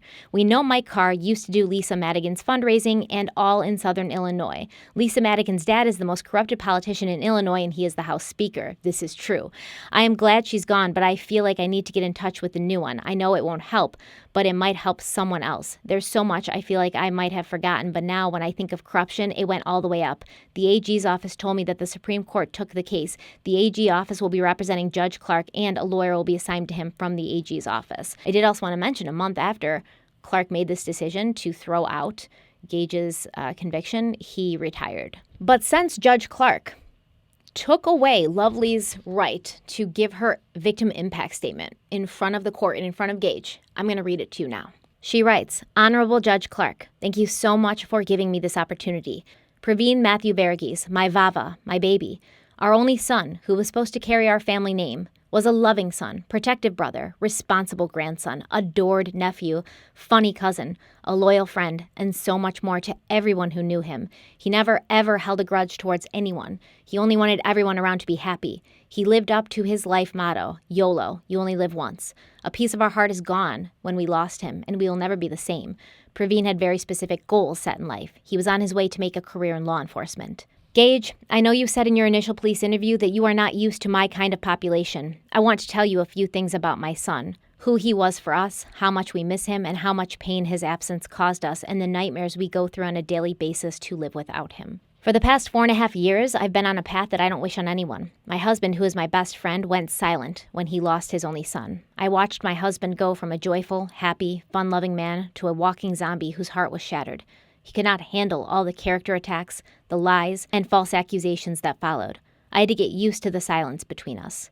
My oldest daughter lost not only her younger brother, but also her best friend and secret keeper, whom she protected so much. I had no words to console her when she was screaming in the middle of the night, asking me to bring her brother back. A girl who never had any problems with studies was having all kinds of issues concentrating. She could only see her brother's face when she opened her books. She had to fight so hard to get through college without losing any semesters. My youngest daughter, who was only 12 years old at the time, had to grow up on her own because she lost her whole family when she lost her only brother. I was not there for her to take her to all the extracurricular activities and programs, and I was not there to help her with her homework, which I used to enjoy doing for my kids. My youngest daughter was robbed from all my motherly duties. The silence at our home scared me. Through it all, I had to hold this broken family together, grieve the death of my only son, and fight to get to the bottom of what actually happened to my baby. We will never see Pravin graduate and pursue his dream job. We will never see him get married, have children, and live a happy life. We miss him on all our family happy occasions. Every night I lay in Pravin's empty bed just to be close to him. His bedroom is just how I left it. Every day when I wake up and walk down the hall past his bedroom to go downstairs, I'm reminded that he's gone. Every morning, my husband stops at the bottom of the stairs to say good morning to Pravin. Instead of telling him to his face, he is stuck talking to a picture of our son. Your decisions the night you crossed paths with my son changed us all forever. Because of the choices you made, my son lost his life, and the rest of us were given a life sentence of living without him. Gage, we all make mistakes in our lives, but the difference is whether we own it, say sorry, and move on with our lives. I waited for 4.5 years to hear that from you. Every hearing that I came, I thought maybe that day would be the day you would come to me and say you were sorry. I hoped each day would be the day you felt remorse. No, I never saw that in you. The day you were on the stand, I will never forget the stare you gave me when you got off the witness stand. I know you probably look at me or consider me to be your enemy. One day you will realize and understand that I am not at all your enemy, Gage. I have forgiven you a long time ago. I could not live with that hate towards you. I had to forgive you for me to live, and I am sure that is what my son would want me to do. There were days that I did not even think about you on purpose, just so I didn't accumulate any more anger towards you. Every time I thought of you, I had to immediately think of my son's injured, beaten, lifeless body. None of us were around him to say we love him or even close his eyes after he died. I had to avoid thinking of you. I only wanted to think of my baby's smiling face and picture his healthy body and funny talks. Gage, you could have made a difference. As an adult, you must listen to your conscience and let it guide you. You can still make a difference. I learned so much about the area where you grew up, and I know fighting is considered somewhat normal for teenagers there. Just because it is common and lots of your friends do it, that doesn't mean it's normal or okay. It isn't. You can break that cycle of thinking. You can use your life experience to tell the young ones that fighting is not okay, and it might end up with a tragedy of a family losing their loved one forever. You can make that change and save someone from trouble with the law. The choice is yours. Encourage the teenagers to stay in school. Education will open up a whole new world wide to you. You will learn who is around you and what happens in other parts of the world. You will become a different person. Encourage the youth to leave the way of living with drugs, alcohol, and fighting that are associated with it. Change one life. You will feel good about it. I don't know the judge's decision for you. Personally, I don't like to call it punishment time. I feel that your time in prison will be a time for repentance. We all need some time in our life to learn from our mistakes. Some people take short time and some people need longer time. If at any time along the way you ever want to reach out to me, I will be there. I like to think how my son would have handled this if he was in my position. I know he would say, "It's okay, buddy. Just say sorry and go on." Those would be his words. Just because I say I forgive you does not mean that I approve what you did to my baby. As I told you earlier, the decisions you made one night 4.5 years ago forever changed my life, your life, the lives of our families and friends, and those decisions ultimately ended my baby's life. We live in a society, and we all have to abide by certain laws. Anyone who breaks a law should face the consequences. I pray while you spend some time reflecting on your past life, you make a decision to turn your life around. Use all resources possible and come back and live your life as a productive citizen of our society. I pray that you use your voice and life experiences to be an encouragement to many young people that would want to change in their lives. You are the very last person who got to see my baby's face alive. You're the very last person to physically touch my baby before he died. You have no idea what I would give to touch my baby or see my baby alive for just the amount of time you spent with him that awful night. That boy you hit, hurt, and left in the cold was my baby. He's everything to us. While his life ended that night, I know he would want you to make something of yours. I tell you, she's a bigger person than I ever could be. But we are still going to fight. And I want to ask all of you to help. Write letters, write emails, make calls, sign a petition that I have linked in the description box. Because if the Attorney General's office didn't want it to go to a higher Supreme Court, we still do. We want the Supreme Court and the DOJ, Department of Justice, to see what happened here and hopefully fix it. There's also a scholarship in Pravin's name that's awarded to criminal justice students at SIU every year. So it's a lovely way that the Verghese family worked with SIU, the college that Pravin went to keep his memory alive and to help other students like him who are going into the criminal justice field. And I do have an announcement. Lovely will be joining Derek and I at CrimeCon this year in Austin, Texas.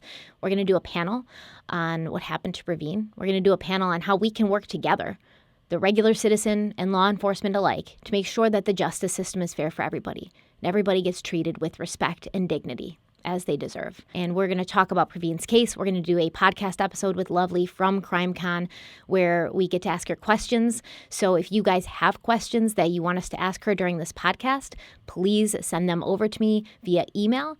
I'm very excited to get her there, to have people be able to talk to her, to have people see her, be able to hug her, be able to hear her voice, feel her calming presence.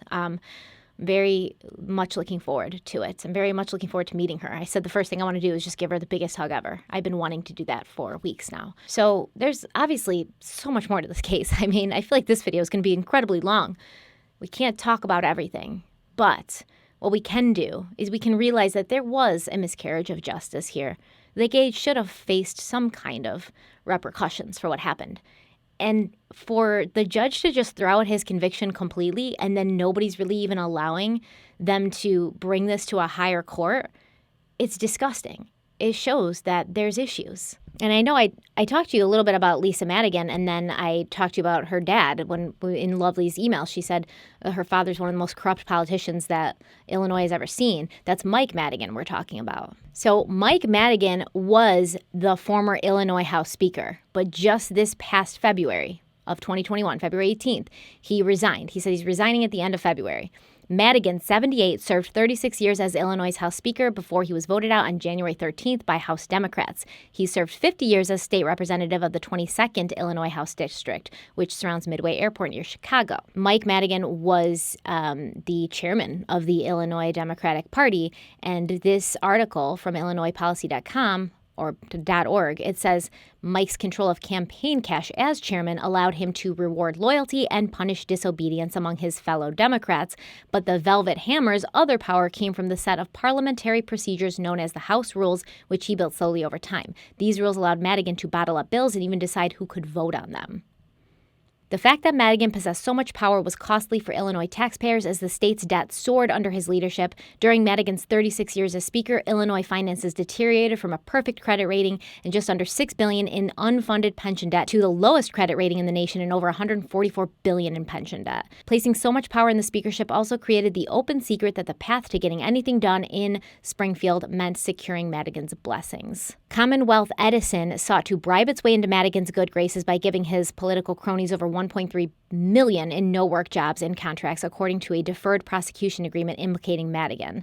Federal authorities were also investigating similar allegations regarding Madigan's relationships with AT&T, Walgreens, and Rush University Medical Center. Illinois saw 1,978 public corruption convictions since Madigan first became Speaker, averaging over one per week. This is the most convictions per capita among the top 10 most populous states between 1983 and 2018, according to U.S. Department of Justice data. For 3 years, Madigan and the General Assembly left vacant the Legislative Inspector General's post, creating a backlog of 27 ethics complaints, including serious sexual harassment allegations that led to more than 130 signatures on an open letter about Springfield's open season on women. The inaction was compounded when a campaign worker complained to Madigan about sexual harassment by one of his lieutenants and went public in 2018 after the Speaker did nothing. That campaign staffer, Elena Hampton, sued, and Madigan's campaign eventually paid nearly $900,000 to end the case. And I mean, guys, what I just told you there is like the tip of the iceberg of what Madigan did. Okay, and this is his daughter, Lisa Madigan. Once again, I'm just making this video longer, but Lisa Madigan has real big issues. This Forbes article from 2015 is titled, "Why Does Illinois Attorney General Lisa Madigan Refuse to Prosecute Public Corruption?" I wonder why. It says she's allowed felons to serve in municipal office, out-of-towners to serve as city aldermen, many politicians to hold multiple and conflicting offices, a junior college to award more than $4 million in compensation to its president without a lawful board vote, and much more. It says Lisa Madigan, daughter of Power Illinois House Speaker Michael Madigan, first ran for Attorney General in 2002, vowing it's time that Illinois' highest legal offices take an active hands-on role in cleaning up our government, and I will not let them down. Madigan said she'd even prosecute her father if he was corrupt. It was tough language and a high promise. Our organization, American Transparency, OpenTheBooks.com, fact-checked her campaign promise. After 10 years in office, Lisa Madigan had prosecuted only 14 public officials for corruption, half were DUI, reckless driving, or substance possession, and she lost close to half of those cases. That's an appalling record in a state with 7,000 units of government. So I'm going to actually link this Forbes article in the description box because it's really interesting and there's more, but I can't keep talking. I'm sure this video is going to be 3 hours. Thank you guys so much for being here. Let me know questions you might have for Lovely that we can ask her during the podcast. Send those right to my email. That's Stephanie Harlowe at stephanieharlowe.com. Also, follow me on Twitter and Instagram. Subscribe to my YouTube channel if you haven't already. Share this video if you think it's worth sharing. Thank you so much for being here. Thank you so much to my Patreons who've been so patient with me because I've been working so hard on this case and not giving them as much content as I usually do. Thank you guys so much. Please let me know what you think about this case. And if you want to hear more about it, I can go live and actually talk about all the little things that I didn't get to talk about, like what Gage is doing now and things that his family have said. And, we can also kind of go over certain theories of like, why did Gage not get prosecuted? Was it specifically just because the powers that be didn't want SIU and Carbondale to look bad? Or is Gage connected or his family connected in some way to these people in high positions of power? We can go over those theories. Thank you so much for being here. Thank you so much to Lovely and Monica and Ashley and all of the Verghese family for helping me with this, for giving me the opportunity to meet Pravin through them. He was an amazing person. He didn't deserve to die this way, and he deserved better from the public officials who were around him. He deserved better from everyone around him who was in a position of power and chose not to use that power to help get the truth out and find justice. And I just hope that wherever he is, he's okay and he's at peace. Thank you so much for being here. Stay kind, stay beautiful, and I'll see you soon. Bye.